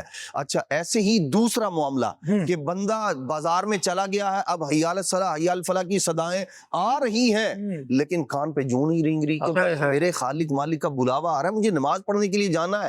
وہ جو ایک حکم جو تھا اولاد کا پیٹ پالنا وہ تو آپ نے مان لیا, وہ جو دوسری حکم عدولی کر رہا ہے. اور بندہ خدا یہ دو ایسے حکم ہیں, ایسا نہیں ہے کہ دونوں کو جمع نہیں کیا جا سکتا. ہم سے پہلے بزرگان دین نے سیدنا صدیق اکبر ہوں سیدنا عمر فاروق ہوں انہوں نے ہمیں تجارت کر کے بھی بتائی اور عبادت کر کے بھی بتائی کہ ہم عبادت کے وقت میں عبادت کرتے ہیں, تلاوت کے وقت میں تلاوت کرتے ہیں اور تجارت کے وقت میں تجارت کرتے ہیں. دراصل ہم لوگوں نے ان کے پاس انہوں نے کیا کیا تھا اپنی زندگی کو اللہ رسول کے احکام کے مطابق ڈھال لیا تھا. مسئلہ یہ ہے کہ ہم نے تو احکام اور چیزیں وہ لینی ہے جو ہماری من پسند ہے, ہم نے اس کو کہنا یہ اللہ کا حکم ہے, ہم اس پر عمل کر رہے ہیں. اور جو دوسرے آپ نے چھوڑ رکھے, اور بعض اوقات ایسا ہوتا ہے کہ وہ حکم جو نفل کے درجے میں ہوتا ہے ہم اس کو اتنی پابندی سے پکڑ لیتے ہیں کہ فرائض اور واجبات کو چھوڑ دیتے ہیں, اور اس بات کا ہمیں خیال نہیں رہتا کہ یہ تو آپشنل کام تھا, اس کو کرنے کی ترغیب ضرور تھی لیکن نہ کرنے پر پکڑ نہیں تھی, اور جس کو آپ نے چھوڑ دیا ہے وہ آپ کے ذمہ لازم تھا, وہ فرض تھا, وہ واجب تھا, اس کے چھوڑنے نہ چھوڑنے کا حکم تھا, کرنے کا حکم تھا, اور چھوڑنے پر عذاب کی وعید بھی تھی. ہم نے اس کو جو ہے وہ بے توجہی کی اور اس طرح جو ہے وہ ایک جو اسلام کا جو مزاج تھا اس کو بھی خراب کیا, اپنے آپ کو بھی دنیا میں بھی آزمائش میں ڈالا اور آخرت کے عذاب کے لیے اپنے آپ کو تیار کر دیا ہے. جان میں اصل میں بات یہ بھی ہے نا کہ جو بندہ یہ کہہ رہا ہے نا کہ بھائی اللہ نے یہ بھی کہا ہے کہ یہ کرو, وہ دراصل اس لیے کر نہیں رہا کہ وہ اللہ نے کہا ہے. جی جی وہ اس پہ دیکھ لے کہ وہ اس کی نفس کی شرارت ہے, اس کو شیطان نے کان پکڑ کے یہاں لگایا ہے یا وہ اللہ کا فرمان سمجھ کے یہاں لگا ہے, تو نتیجہ یہ نکلے گا نہیں جناب, کان جو ہے وہ شیطان صاحب کے ہاتھ میں ہے. آپ ذرا دیکھیے اللہ کریم نے جہاں وہ آپ نے ارشاد فرمایا کہ جمعے کے بعد فاروق اعظم رضی اللہ تعالیٰ نے ارشاد فرمایا کرتے تھے کہ چلو بھائی اب اللہ تبارک و تعالیٰ کا فضل تلاش کرو. آیت کریمہ کو آپ دیکھیے رب العالمین نے ارشاد فرمایا فَإِذَا قُضِيَتِ الصَّلَاةُ فَانْتَشِرُوا فِي الْأَرْضِ, جب نماز پڑھ چکو ہاں جی تو پھر فَانْتَشِرُوا فِي الْأَرْضِ, اب زمین میں پھیل جاؤ, وَابْتَغُوا مِنْ فَضْلِ اللَّهِ, اللہ اب اللہ تبارک و تعالیٰ کیا فضل تلاش کرو, یعنی اب کسب میں لگ جاؤ, کماؤ. اچھا اس کے ساتھ بھی ذکر اللہ نہیں چھوڑنا, پھر ارشاد فرمایا وَاذْكُرُوا اللَّهَ كَثِيرًا, اب یہ روزی روزگار کے معاملے میں بھی لگ جاؤ اور ساتھ ساتھ بہت زیادہ اللہ تبارک و تعالیٰ کا ذکر کرتے رہو. اب جو روزی آئے گی نا وہ برکت والی ہوگی, وہ بھلائی والی ہوگی. رب العالمین نے ان ساری باتوں کو ارشاد فرمانے کے ارشاد فرمایا لعلکم تفلحون, جب روزی اس طرح سے کمائی جائے کہ بندہ نماز اپنی کرے, پھر اللہ تبارک و تعالیٰ کی زمین میں رزق کو تلاش کرے, پھر اللہ تبارک و تعالیٰ کا فضل حاصل کرے, اور اس کے بعد اس کے ساتھ ساتھ اللہ کا ذکر کرتا رہے, تو اب وہ امید رکھے کہ وہ کامیاب ہو جائے گا. لیکن ہم ساری چیزیں چھوڑ کر صرف کسب, پیسہ کہاں سے آئے گا, چیز کہاں سے آئے گی, وہی مٹھی بند کر کے اس کے پیچھے بھاگ رہے ہیں, تو نتیجہ جو ہے وہ ہے. اصل میں خالد بھائی بات یہ ہے نا کہ اگر ہماری سوچ یہ بن جائے کہ اگر سوچ یہ بنی ہوئی ہے کہ بھائی اگر دنیا کی طرف چلے جائیں گے نا تو دین سے دور ہو جائیں گے, لیکن ایسا نہیں ہے. شریعت مطہرہ نے ہمیں میانہ روی کا درس دیا ہے کہ ہر کام میں میانہ روی اختیار کی جائے. اگر ہم یہ سوچ کر کام اپنا کریں کہ رزق حلال کمانا یہ ٹھیک ہے ہم پر لازم ہے, اور بچوں کا پیٹ پالنا, گھر والوں کی دیکھ بھال کرنا, جتنے بھی زندگی کے معاملات ہیں اگر ان کو شریعت کی حدود میں ہم رہ کر کریں تو وہ ساری کی ساری ہماری شریعت مطہرہ کی پاسداری بھی ہو جائے گی, ہمارا دنیا کا مقصد بھی پورا ہو جائے گا اور کسب معاش جس کی ہمیں فکر ہے اللہ کی رحمت سے وہ بھی پورا ہو جائے گا. تو رزق حلال کمانا ہے، کس طرح کمانا ہے اس کو اللہ رب العزت نے بیان فرما دیا. نبی پاک صلی اللہ تعالی علیہ وسلم نے ان کو واضح الفاظ کے اندر اور واضح طریقے سے ہمیں کر کے دکھا دیا کہ اس انداز میں کمانا ہے، اس ذرائع سے کمانا ہے، اور پورا ایک سلسلہ ہمارے لیے بیان کر دیا گیا. تو اگر ہم روزمرہ کہ جو ہمارے معاملات ہیں، روزمرہ کے کام ہیں، تربیت اولاد ہے، چاہے کسب معاش ہے، اپنے گھر والوں کی دیکھ بھال کرنا ہے یا دیگر کام کرنا ہے، کہیں نوکری کرنی ہے، جاب کرنی ہے، تو شریعت کی حدود کے اندر اگر ان کو رہ کر ہم کریں گے، اگر میانہ روی میں رہیں گے، بالکل دنیا کی طرف چلے جائیں گے تو پھر آزمائش میں ہو سکتا ہے ہم اب بالکل آزمائش میں آئیں گے. اور اگر بالکل کسب معاش کو چھوڑ دیا جائے اور پھر صرف اپنے اوپر، بعض اوقات ہوتا ہے کسی کو اتنا وہ خوف اپنے دل کے اندر طاری کر لیتا ہے، اتنا خوف طاری کر لیتا ہے کہ وہ اللہ پاک کی رحمت سے بھی مایوسی کی طرف چلا جاتا ہے، اور یوں وہ بالکل جو ہے وہ اتنا دور چلا جاتا ہے تمام معاملات سے. ایمان خوف اور امید کے درمیان ہے کہ دل میں خوف بھی ہونا چاہیے اور اللہ کی رحمت پر امید بھی ہونی چاہیے کہ آپ جس اللہ رب العزت کی عبادت کر رہے ہیں، جس اللہ رب العزت کی بندگی کر رہے ہیں، جب آپ نافرمانی کر رہے تھے تب بھی آپ کو مل رہا تھا، اگر آپ اس کی فرما برداری کریں گے تو آپ کو کتنا عطا فرمائے گا. اور دنیا داروں کو اگر دیکھا جائے، بظاہر جو اللہ رب العزت کی نافرمانیوں میں مشغول ہیں، ان کے پاس بھی بہت ساری چیزیں ہیں، تو جب ان کو اللہ کی نافرمانیوں کے باوجود مل رہا ہے تو پھر اللہ رب العزت کی جب آپ اطاعت کریں گے، اس کی بندگی کریں گے، تو اللہ رب العزت تمہیں کیوں عطا نہیں فرمائے گا. ہمارے بزرگان دین رحمہ اللہ المبین اس معاملے میں کیا فرماتے ہیں؟ ایک بزرگ رحمت اللہ علیہ حضرت سیدنا ابراہیم بن شیبان رحمت اللہ تعالی علیہ، یہ جو بھی جس بات پہ گفتگو ہو رہی تھی کہ بندہ ایسی باتیں کرتا ہے کہ اللہ پاک نے فرمایا، اس چیز نے فرمایا، اس سے پیچھے مین مقصد ہوتا ہے نا، یا تو کوئی دنیا میں مفاد ہوتا ہے یا اپنی عزت کی خواہش ہوتی ہے. یعنی ساری مطلب یوں سمجھے کہ اتباع شہوات، اپنی خواہشات کو پورا کرنا ہوتا ہے. وہ اتباع شہوات کی وجہ سے اپنی خواہشات کو پورا کرنے کے لیے، اپنے ذہن کو، اپنے دل کو تسکین دینے کے لیے اور لوگوں کے سامنے اپنی دھات بٹھانے کے لیے ایسی باتیں کی جاتی ہیں. اتباع شہوات کو رضائے مولا کے سانچے میں ڈال کے بیان کرنے کی. وہ کسی کا خوبصورت جملہ ہے نا کہ اگر اپنی عقل کو شہوات کی جو ہے وہ تابع کر دیں گے تو پھر آپ ہلاک ہو جائیں گے، اگر اپنی شہوات کو عقل کے تابع کر لیں گے تو پھر آپ کامیاب ہو جائیں گے. اور یہی چیز ہمیں لے کر چلنی ہے کہ ڈر دنیا کے اندر بندے کو ہلاکت کی طرف بھی لے جاتا ہے اور کامیابی کی طرف لے جاتا ہے. ڈر وہی اچھا ہے جو اللہ کی رضا کے لیے ہو، اور ڈر وہی برا ہے جو اللہ کی رضا کو چھوڑ کر، بعض اوقات ڈر پیدا ہوتا ہے نا تو ہم اس ڈر کو لے کر اتنا وہ کہتے ہیں نا کہ وہ چلے جاتے ہیں، ڈپریشن میں چلے جاتے ہیں، بعض اوقات بیماریوں میں چلے جاتے ہیں، ادھر ادھر کی معاملات میں ہو جاتے ہیں. تو اللہ رب العزت راحت عطا فرماتا ہے. حضرت ابراہیم شیبان رحمۃ اللہ علیہ کا میں عرض کر رہا تھا، حضرت نے فرمایا کہ جب اللہ رب العزت کا دل میں خوف پیدا ہوتا ہے تو پھر اللہ پاک اسے ہر قسم کی جو ہے وہ چیز سے مستغنی کر دیتا ہے. فرماتے ہیں جب دل میں خوف خدا پیدا ہو جائے تو اس کی شہوات کو توڑ دیتا ہے، دنیا سے بے رغبت کر دیتا ہے، اور اس کی زبان کو ذکر دنیا سے روک دیتا ہے. اللہ، یعنی یہ دیکھیں کہ اللہ رب العزت سے ڈرنا، اللہ رب العزت کی رضا کے لیے جو ڈر ہے، یہ اللہ رب العزت کو محبوب بھی ہے، اور اس کی برکت سے ہوتا کیا ہے، اللہ حکمت کے رب دروازے کھل العالمین جاتے کی ہیں. اطاعت جو ہے نا یہ کمال ہے. بندہ تو پیدا اس لیے کیا گیا ہے کہ رب العالمین جل وعلا کی اطاعت کرے اور اس کے پیارے حبیب صلی اللہ تعالی علیہ وآلہ وسلم کی اتباع کرے. یہاں پر اگر ہم غور کر لیں نا کہ جن افراد کو بطور مسلمان میں اکابر میں دیکھتا ہوں، وہ اللہ تبارک و تعالیٰ کے رسول ہیں، وہ نبی پاک علیہ الصلوۃ والسلام کے صحابہ ہیں. ان کی زندگی گزارنے کا انداز کیا تھا؟ مدنی چینل کے ناظرین، ہم جو اہل اللہ کا طرز زندگی پڑھتے ہیں نا، اس کے پیچھے ایک مقصد یہ بیان ہوتا ہے، تو اس کے پیچھے ایک مقصد یہ ہوتا ہے کہ یہ لوگ بھی دنیا میں رہ کر اللہ کو راضی کرنے والے کام کر کے گئے. نتیجہ یہ ہے کہ ان سے نہ دنیا والے ناراض ہیں، نہ اللہ تبارک و تعالیٰ ناراض ہوا. ہاں، جو اللہ اور اس کے رسول کے دشمن ہیں وہ ان سے ناراض ہے. جی، تو وہ تو بندے کے لیے ترہ امتیاز ہے، انہیں راضی کرنا مقصود بھی نہیں. ہاں جی، ان کو راضی کرنے کے لیے اللہ کرے کہ ہمیں کوئی ایسا سانس نہ آئے کہ جس میں ان کو راضی کرنے کے لیے ہم کوشش کر رہے ہوں. ہمارا جینا مرنا اللہ اور اس کے حبیب صلی اللہ تعالیٰ علیہ وآلہ وسلم کی رضا اور خوشنودی کے لیے ہونا چاہیے.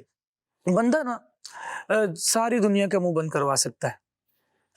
جی ہاں، سب کو ہیلز بتا سکتا ہے، سب کو بہانے بتا سکتا ہے، سب کو گھما سکتا ہے، سب کے منہ بند کروا سکتا ہے کہ اس پر کوئی الزام نہ آئے، اس پر کوئی بات نہ آئے، ہر چیز کی وضاحت پیش کر سکتا ہے۔ ذرا کبھی اپنے آپ کو ضمیر کی عدالت میں کھڑا کر لے، اللہ اکبر، اپنے آپ کو جواب دے کہ میں جو یہ کر رہا ہوں یہ صحیح ہے کہ نہیں، تو اس کا ضمیر ایک بار پکار کر کہے گا کہ بھائی دیکھ، جو کر رہا ہے نا یہ بات یہاں تو بن رہی ہے، آگے نہیں بنے گی، دنیا میں تو تم کیے جا رہے ہو لیکن آخرت میں پھنس جاؤ گے۔ وہ بہلول دانا رحمۃ اللہ تعالی علیہ والی بات ہے کہ بازار میں ان کو کسی نے دیکھا نا تو کہنے لگا کہ بہلول کیا ہو رہا ہے، مجذوب بزرگ گزرے ہیں تو الگ انداز تھا آپ کا، تو اس نے بھی مذاق اڑانے کے لیے پوچھا، ہاں بھائی تمہارا کیا بازار میں کام ہے، یہاں کیا ہو رہا ہے؟ یہ ولی تھے تو کہنے لگے کہ میں تو اللہ تبارک و تعالیٰ سے اس کے بندوں کی صلح کروا رہا ہوں۔ تو اس نے پھر ایک اور مزاحیہ جملہ طنز کرتے ہوئے کہا، ہاں پھر نتیجہ بتاؤ، کرا دی صلح؟ انہوں نے اپنے انداز پر ایک جملہ کہا کہ نہیں، صلح ہو نہیں پائی، انجام اس کا بھی اچھا نہیں ہوا، کیونکہ اللہ تبارک و تعالیٰ تو مان رہا ہے کہ بندے آ جائیں، بندے نہیں مان رہے کہ ہم پہنچیں۔ اللہ پھر بات آئی گئی ہو گئی، وہ مذاق اڑاتا ہوا جس کے جو حال وہ چلا گیا۔ اہل اللہ، اللہ والے اپنی دھن کے کیسے پکے ہوتے ہیں، اپنی بات کے کیسے سچے ہوتے ہیں۔ یہاں پر ایک جملہ انہوں نے کہا اور یہ بات ختم ہو گئی۔ نیکسٹ ٹائم اسی بندے سے ملاقات ہوئی اور اب ملاقات کی جگہ تبدیل ہو چکی تھی، پہلے بازار میں ملے تھے، اب قبرستان میں، اور اب قبرستان میں کیا ہے، بہلول دانا اسی انداز پر ہے، وہ بندے پھر وہی سوال کر رہے ہیں، ہاں بھائی اب کیا کر رہے ہیں، اب کیا کر رہے ہو، یہاں کیا، یہاں کیسے؟ تو بہلول دانا کا وہی جواب ہے، میں تو بندوں کی اللہ سے صلح کروانے میں لگا پڑا ہوں۔ تو کہا اب نتیجہ بتاؤ، پہلے بھی بڑی کوشش کی تم نے، اب نتیجہ بتاؤ کیا نتیجہ ہے؟ بہلول دانا رحمۃ اللہ تعالی نے کہا کہ پہلے تو وہ جواب سن کر ہنستا رہا، لیکن اس بار اس کے بہلول دانا رحمۃ اللہ تعالی کے جواب نے اس کے دل کی دنیا پر اثر کیا۔ جب انہوں نے کہا نا ہاں کام تو وہی کر رہا ہوں کہ بندوں کی رب سے صلح ہو جائے، لیکن نہیں ہو رہی، کیوں نہیں ہو رہی؟ تو کہنے لگے کہ اب نا بندے تو مان گئے، اب قبر میں اتر گئے، اب اللہ نہیں مان رہا۔ سمجھانے کے لیے یہ بات کہی گئی کہ بندہ دیکھ تو لے کہ کر کیا رہا ہے، دنیا میں ہے تو ابھی تو ماننا ہے اللہ رب العالمین کی باتوں کو، بروز قیامت تو وہ بھی مان جائیں گے، جو اللہ ہی کو نہیں مانتے تھے وہ اس کی باتوں کو بھی مان جائے۔ خالد بھائی، علی المرتضیٰ کرم اللہ تعالی وجہ الکریم کا یہاں اسی سے ریلیٹڈ فرمان عرض کرنا چاہوں گا۔ آپ ارشاد فرماتے ہیں لوگ سو رہے ہیں، جب مریں گے تو جاگ جائیں گے۔ تو ابھی ہم جو ہے نا جس کیفیت میں ہے، سونے کی کیفیت میں، یہاں دنیا میں جاگ جائے بندہ، مرنے کے بعد جو جاگے گا نا، سب جاگیں گے، آنکھیں سب کی کھلیں گی کہ وہ جو ہمیں سمجھایا جاتا تھا وہ واقعی درست سمجھایا جاتا تھا، لیکن وہ کیفیت وہی ہوگی کہ جب اس وقت کا جاگنا نا بندے کو فائدہ نہیں دے گا، آج میں رہتے ہوئے جاگ جائے۔ بہت زبردست آپ نے بات لی، اور یہاں پر ایک بات میں آپ کی بات میں ہی ایڈ کر کے قرآن مجید کی آیات کے تناظر میں پھر آگے بڑھتا ہوں، ناظرین کی کالز بھی لینی ہے۔ دیکھیے ناظرین، بات کیا ہے، آج ہم دنیا کے کاموں میں لگے ہیں، اللہ رب العالمین کو راضی کرنے کے کاموں میں کتنا لگے ہیں، اپنے آپ پر ہم خود غور کر لیں۔ یہ جملہ میں پہلے عرض کر چکا کہ اپنے آپ کو ضمیر کی عدالت میں کھڑا کر لیں۔ لیکن یہ دیکھیں کہ جس شیطان کی باتوں میں آ کر نا ہم ساری دنیا کو ہیلے بہانے ساری کہانیاں سنا رہے ہیں نا، وہ پتہ ہے بروز قیامت کیا کرے گا۔ قرآن مجید نے سورہ ابراہیم میں بیان کیا، وقال الشیطان لما قضی الامر، جب جنتی جنت میں، دوزخی دوزخ میں جانے کا ان کو حکم ہو جائے گا تو شیطان جو شیطان کے پیچھے چلنے کی وجہ سے دوزخ میں جا رہے ہیں نا، شیطان ان کو مخاطب کر کے آخری خطاب کرتے ہوئے کہے گا، ان اللہ وعدکم وعد الحق ووعدتکم فاخلفتکم، بے شک اللہ تبارک و تعالیٰ کا جو وعدہ تھا نا وہ سچا وعدہ تھا، وما کان لی علیکم من سلطان الا ان دعوتکم فاستجبتم لی، میری طرف کیا دیکھتے ہو، میرا تو تم پر کوئی اختیار ہی نہیں تھا، اللہ اکبر، میں نے تو صرف اتنا کیا کہ ایک کام کی تمہیں دعوت دی اور تم نے قبول کر لی، تو فلا تلومونی ولوموا انفسکم، مجھے ملامت نہیں کرو، میں نے نہیں کروایا کچھ، مجھے برا بھلا مت کہو، اپنے آپ کو کوسو، اپنے آپ کو برا بھلا کہو، جس کے پیچھے چل کر، جس کی باتوں میں آ کر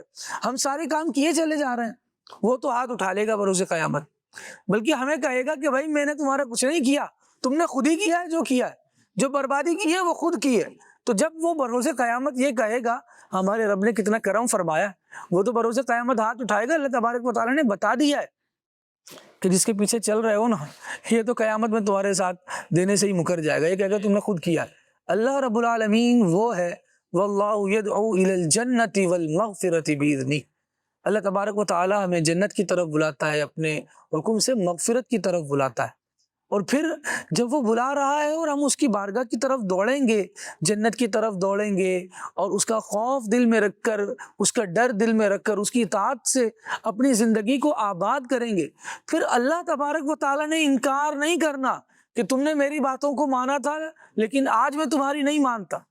جب اللہ تبارک و تعالیٰ نے کرم فرمانا ہے تو پھر حال یہ ہوگا کہ اگر ہم نے اس کی فرما برداری کرتے ہوئے زندگی گزاری تو پھر بروز قیامت وہ ہمیں مہمان بنائے گا، اور ہم مہمان بنا کر ایک اس انداز پروٹوکول کے ساتھ وَسِيقَ الَّذِينَ اتَّقَوْا رَبَّهُمْ إِلَى الْجَنَّةِ زُمَرًا، پھر رب العالمین جل وعلا کی بارگاہ میں ایسے حاضر کیے جائیں گے کہ فرشتوں کا پروٹوکول ساتھ ہوگا اور جنت کی طرف مہمان بنا کر لے جایا جائے گا۔ اللہ تبارک و تعالی ہمیں یہ پروٹوکول پانے والا بنائے، لیکن اس کے لیے دنیا میں اپنی خواہشات کو ترک کرنا ہے۔ اللہ کریم ہمیں توفیق خیر عطا فرمائے۔ آپ کی کالز لیتے ہیں، اب کچھ باتیں آپ کی سنتے ہیں، آپ نے ہماری باتیں سنی، اللہ آپ کو اس کی جزائے خیر عطا فرمائے۔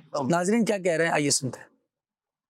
حجرہ شاہ مقیم سے ظہیر احمد سیالوی عرض گزار ہوں۔ سلسلہ کھلے آنکھ صلی علی کہتے کہتے ماشاء اللہ اپنی برکتیں خوشبوئیں لٹا رہا ہے۔ اللہ پاک دعوت اسلامی کو دن 25ویں رات 26ویں ترقی نصیب فرمائے۔ ایک کلام سنا دیجئے کہ کیا بتاؤں کہ کیا مدینہ ہے، بس میرا مدعا مدینہ ہے۔ ماشاءاللہ ماشاءاللہ، اللہ کریم جزائے خیر آپ کو عطا فرمائے۔ مزید کال لیتے ہیں۔ میرا نام محمد عمان ہے، میں چکوال سے بات کر رہا ہوں۔ ابھی بھائی کی آواز میں کوئی کلام سنا دے، جزاک اللہ خیر۔ اللہ ماشاءاللہ، اللہ کریم آپ کو برکت دے۔ مزید میرا نام محمد حسین اطاری اور میں خدمت سے عرض کر رہا ہوں۔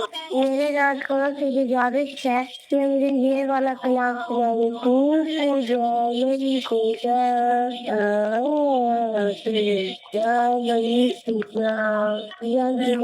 دے۔ سبحان اللہ سبحان اللہ، اللہ کریم برکت دے آپ کو۔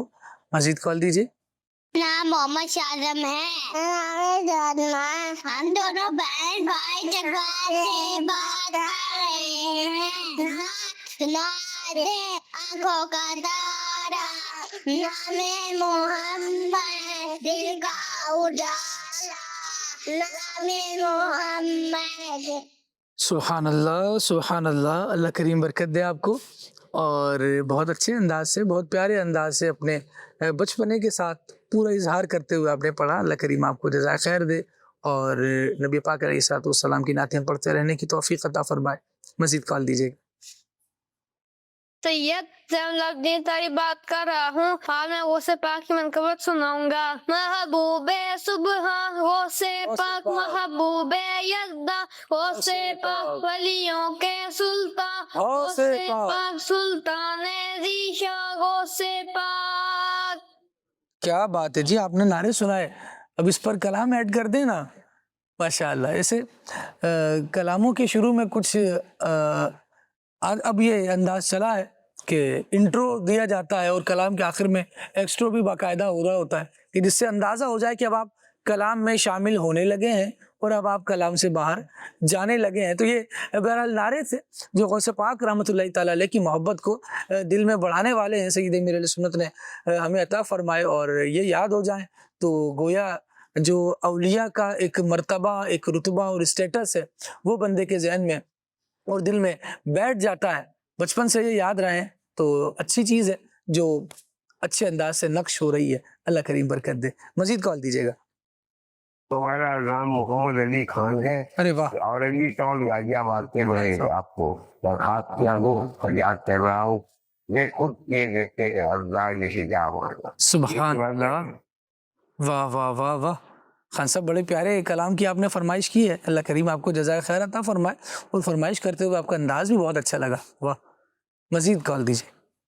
ملنات خان بھائی سے گزارش ہے کہ امام اعلی حضرت مجدد ملت شاہ احمد رضا خان رحمۃ اللہ علیہ کی کوئی منقبت سنا دیں۔ واہ بھائی واہ، اللہ کریم برکت دے آپ کو۔ اچھا جی، میسیجز بھی ہیں اور بہت سارے ہیں، اچھے اچھے انداز سے لکھے گئے میسیج ہیں، اللہ کریم آپ سب کو برکت عطا فرمائے۔ شامل کر لیتے ہیں۔ کلام سننا ہے طیبہ کے جانے والے جا کر بڑے ادب سے، میرا بھی قصہ غم کہنا شاہ عرب سے۔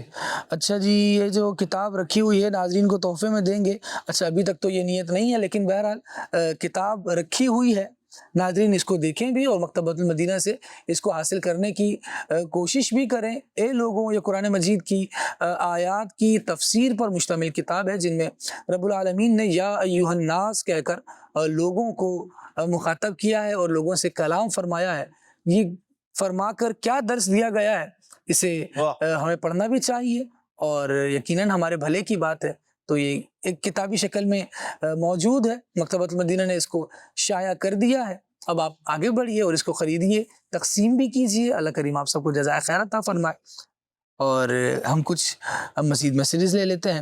اچھا جی، پروگرام کھلے آنکھ صلی اللہ کہتے کہتے میں میری ریکویسٹ یہ ہے کہ کلام سنا دیں۔ مدینے سے بلاوا آ رہا ہے، میرا دل مجھ سے پہلے جا رہا ہے، تو کجا من کجا، اس کلام کی بھی فرمائش ہے۔ میں وزیر آباد سے ہوں اور اعلیٰ حضرت کا لکھا ہوا کلام سننا ہے۔ چمک تجھ سے پاتے ہیں سب پانے والے، میرا دل بھی چمکا دے چمکانے والے، یہ خاک مدینہ تیرا کہنا کیا ہے، یہ کلام سننا ہے۔ اچھا جی، السلام علیکم۔ وعلیکم السلام ورحمۃ اللہ وبرکاتہ۔ بھائی جان، میرا نام حمزہ اتاری ہے اور آپ ہمیں مینو شوق مدینے جاوندہ یہ کلام سنا دیں۔ 500 درود شریف پڑھنے کی نیت بھی کی ہے۔ بھائی اب میسج آپ کا پڑھ لیا ہے، اب آپ درود پاک بھی پڑھ لیں اور انشاءاللہ حسب موقع اس کلام کو بھی شامل کیا جائے گا۔ ماشاءاللہ اویس گل بھائی نے بہت اچھا کلام پڑھا، اللہ پاک آپ کو مدینے کی با ادب حاضری نصیب فرمائے، آمین۔ اچھا جی، مزید کلام کی گزارش ہے۔ یہ ساجد نواز اتاری ہیں خانپور رحیم یار خان سے، بلا لو پھر مجھے شاہ بحر و بر مدینے میں، ٹھیک ہے جی۔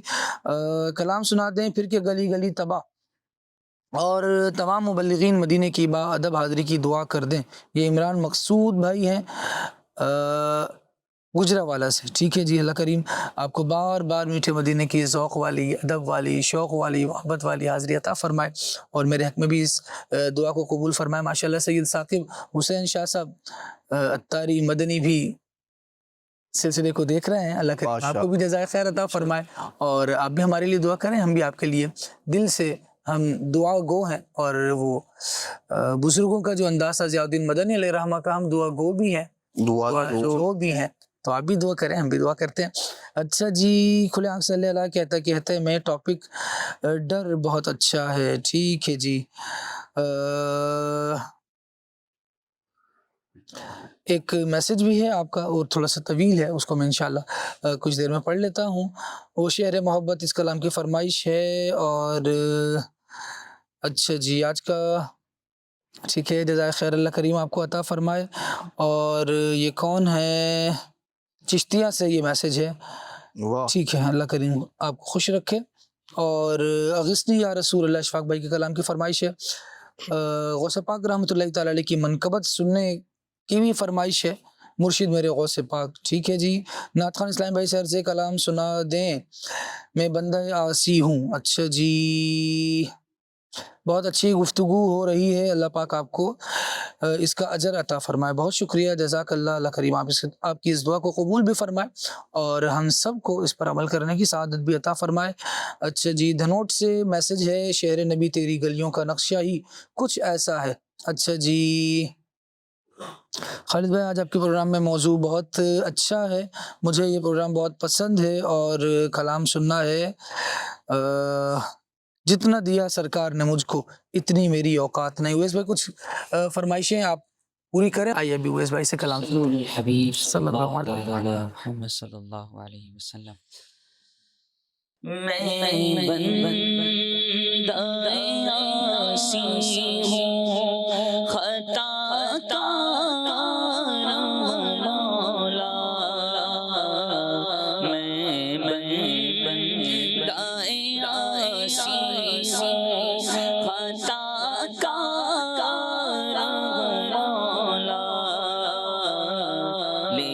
لیکن تیری رحمت کا طلبگار مولا، لیکن تیری رحمت کا طلبگار مولا،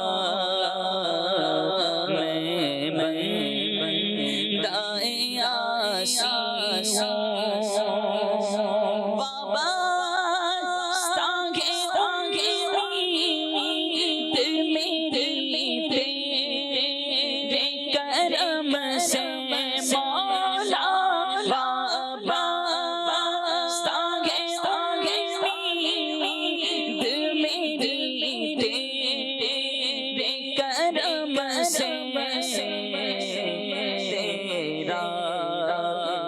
فقط تیرا پرستار مولا، تیرا فقط تیرا پرستار مولا، میں بندہ عاصی ہوں، ایک تیرا اشارہ ہو تو آسان ہو منزل مولا، ایک تیرا اشارہ ہو اور آسان ہو منزل، ایک لہر اٹھے اور میں اس پار مولا، ایک لہر اٹھے اور میں اس پار مولا، میں بندہ عاصی ہوں، خطا کار مولا،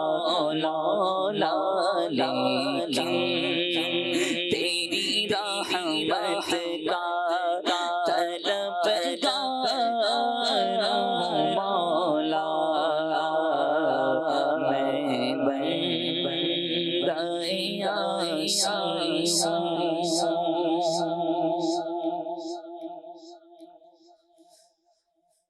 پھر کے گلی تباہ ٹھوکر سب کی کھائیں کیوں، پھر کے گلی تباہ ٹھوکر سب کی کھائیں کیوں، دل کو جو چین دے خدا تیری گلی سے جائیں کیوں، دل کو جو عقل دے خدا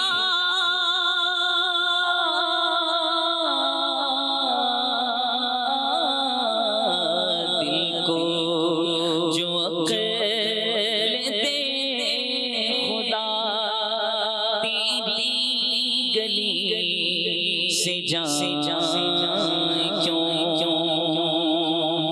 جان ہے عشق مصطفیٰ روز فضول کرے خدا، جان ہے عشق مصطفیٰ روز فضول کرے خدا، جس کو درد کا مزہ نازے دوا اٹھائے کیوں، جس کو درد کا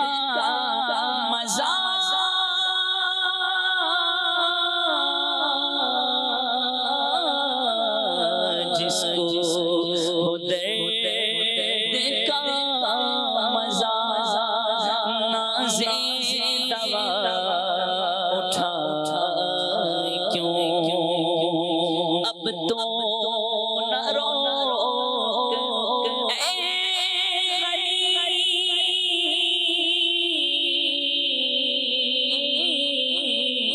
اب تو نہ رو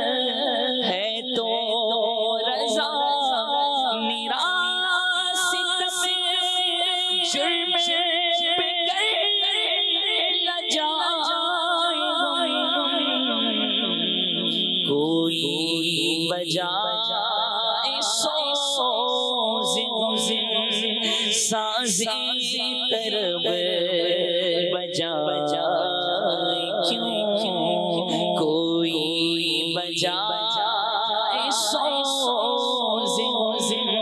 ساز طرب بجا کیوں پھر کی گلی گلی تباہ ٹھوکر سب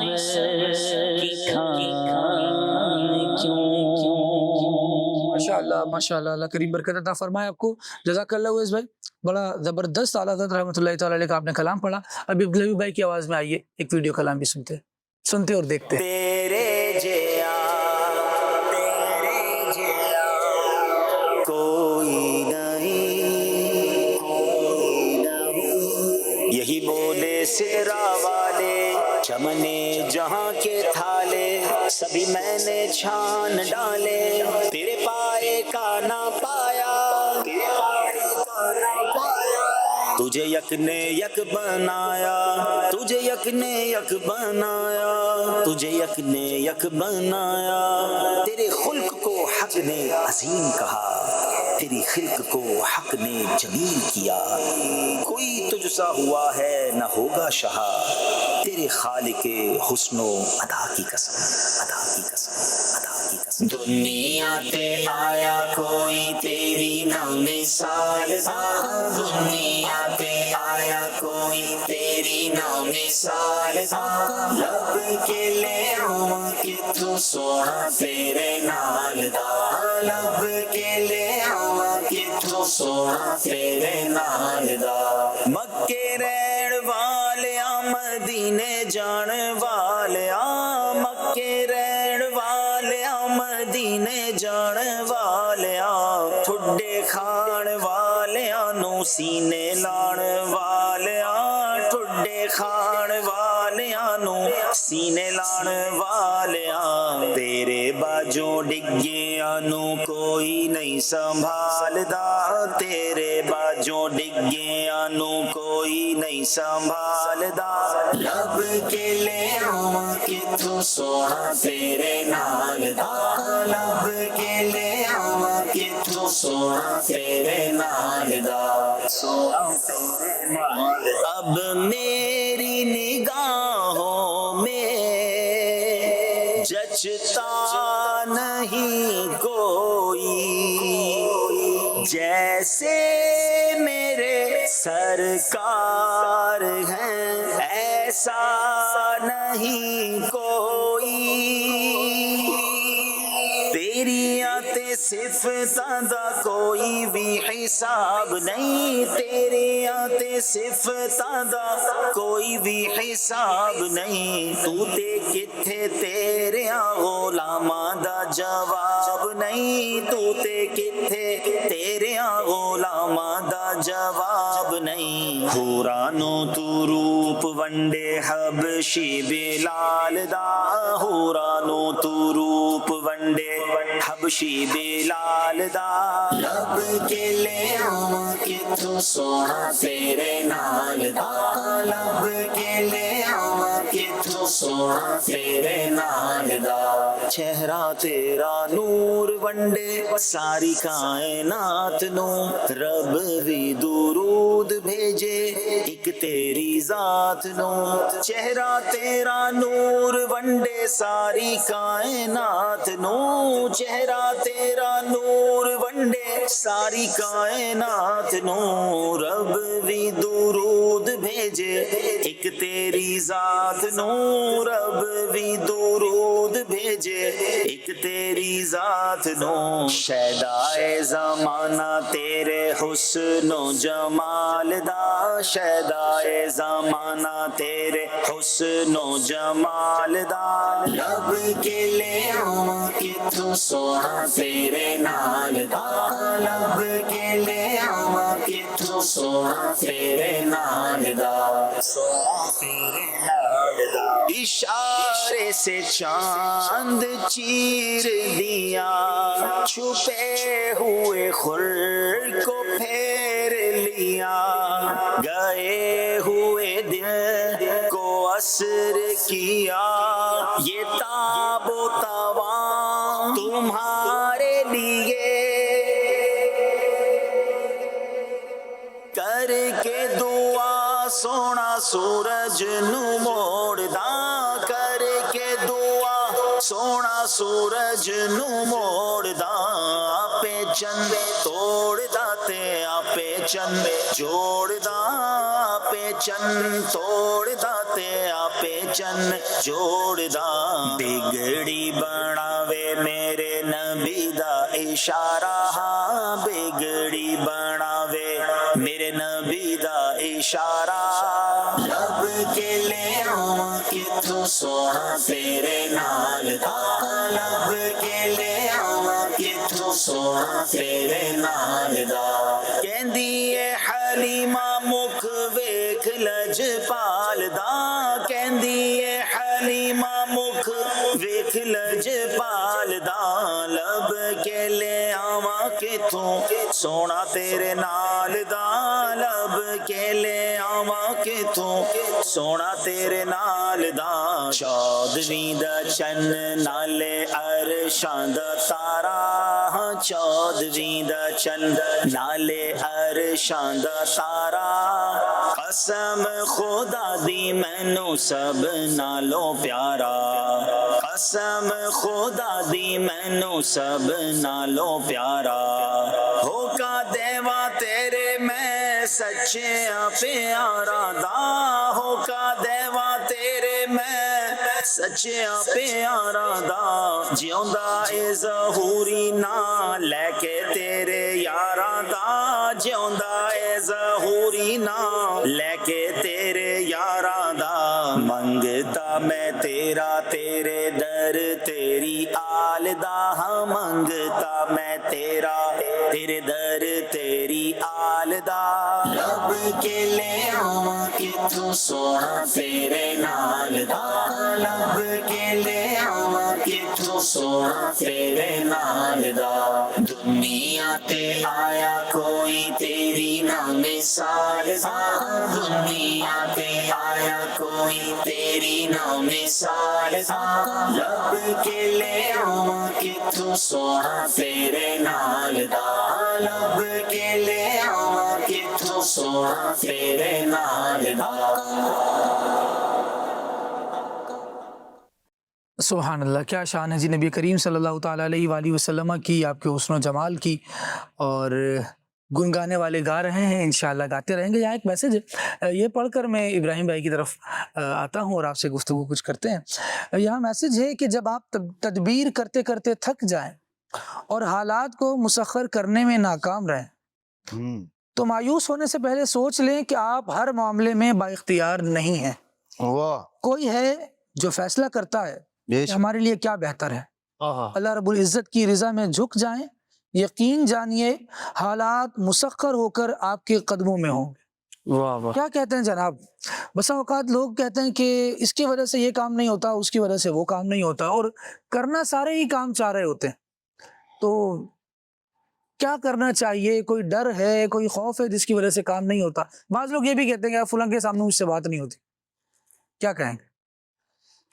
اصل میں خالد بھائی عرض یہ ہے کہ انسان اگر ڈر اور خوف کا شکار رہے گا تو پھر اس کے لیے زندگی گزارنا محال ہو جائے گا.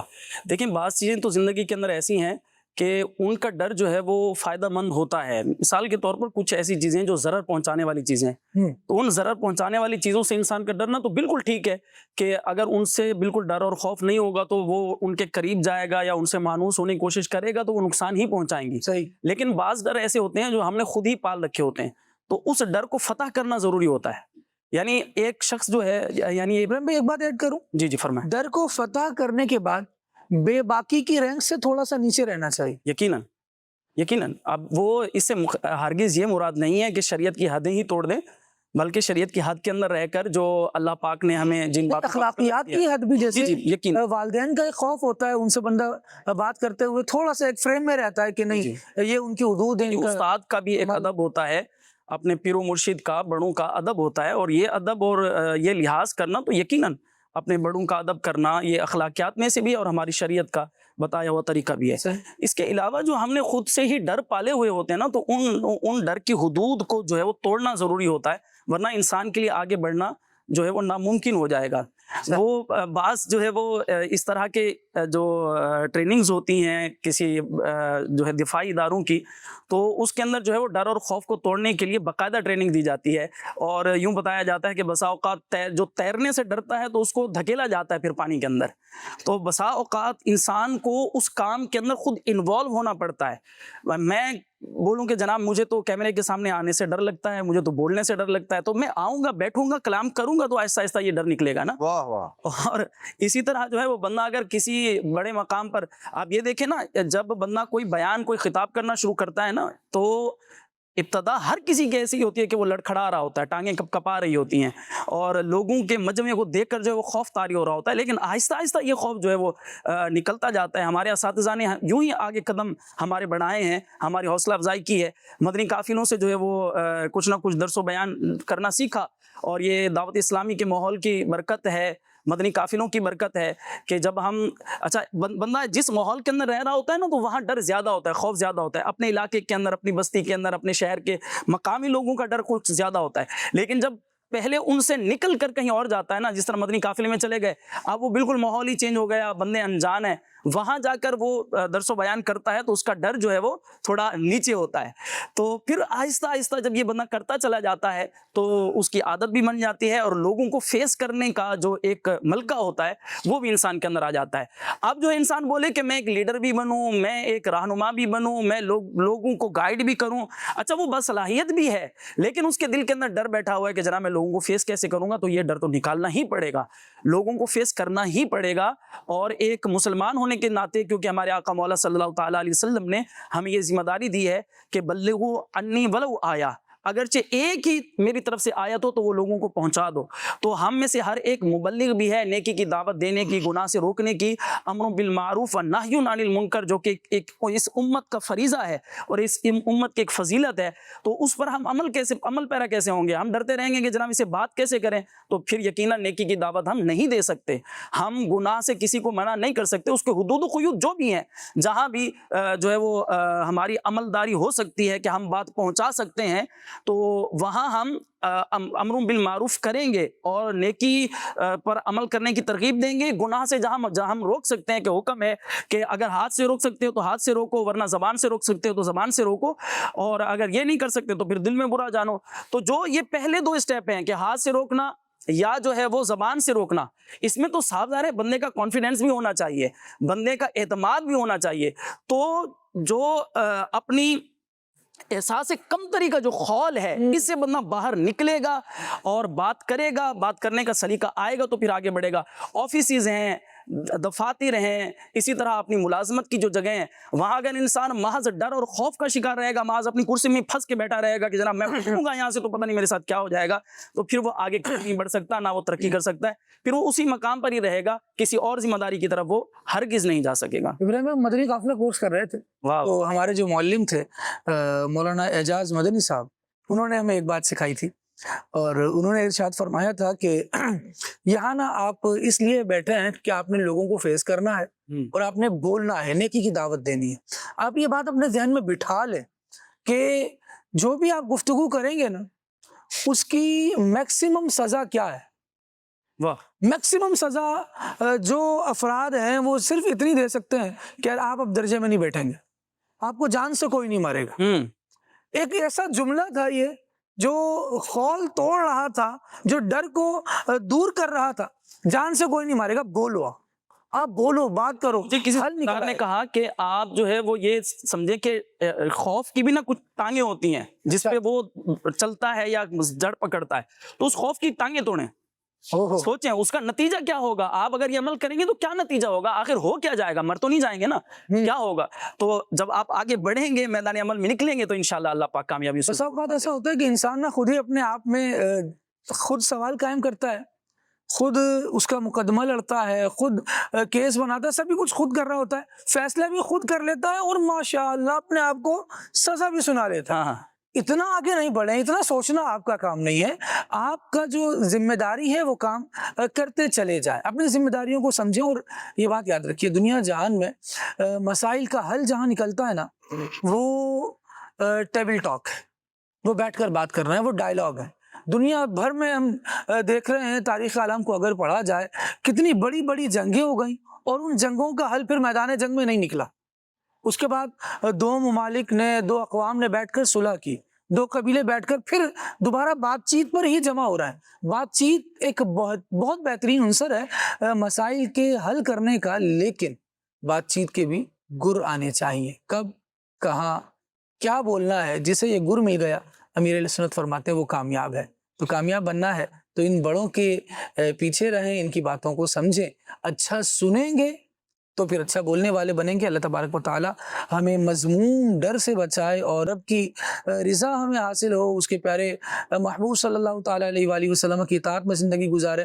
یہی زندگی دراصل کامیابی والی ہے۔ اللہ تبارک و تعالیٰ اس کی برکت سے ہماری دنیا اور آخرت کے ڈروں کو دور فرمائے، خوف دور فرمائے، اور ایک کامیاب انسان بن کر زندگی گزارنے کی توفیق دے، اور آخرت میں بھی ہمیں کامیاب فرمائے۔ آمین بجاہ نبی امین صلی اللہ علیہ وسلم۔ سبحانک اللہم و بحمدک، اشہد ان لا الہ الا انت، استغفرک و اتوب الیک۔ صلوات و سلام۔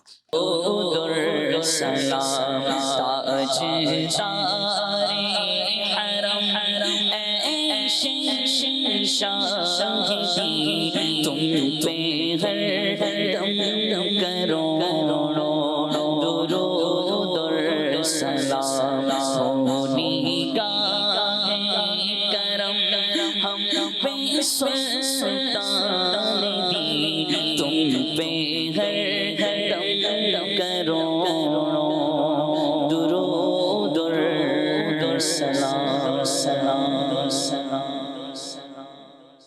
ذکر رب کا صبح ایسے گو شروع اپنی، خدا رہے راضی ہے یہ آرزو اپنی، کھلے آنکھ صلی اللہ کہتے کہتے، کھلے آنکھ صلی اللہ کہتے کہتے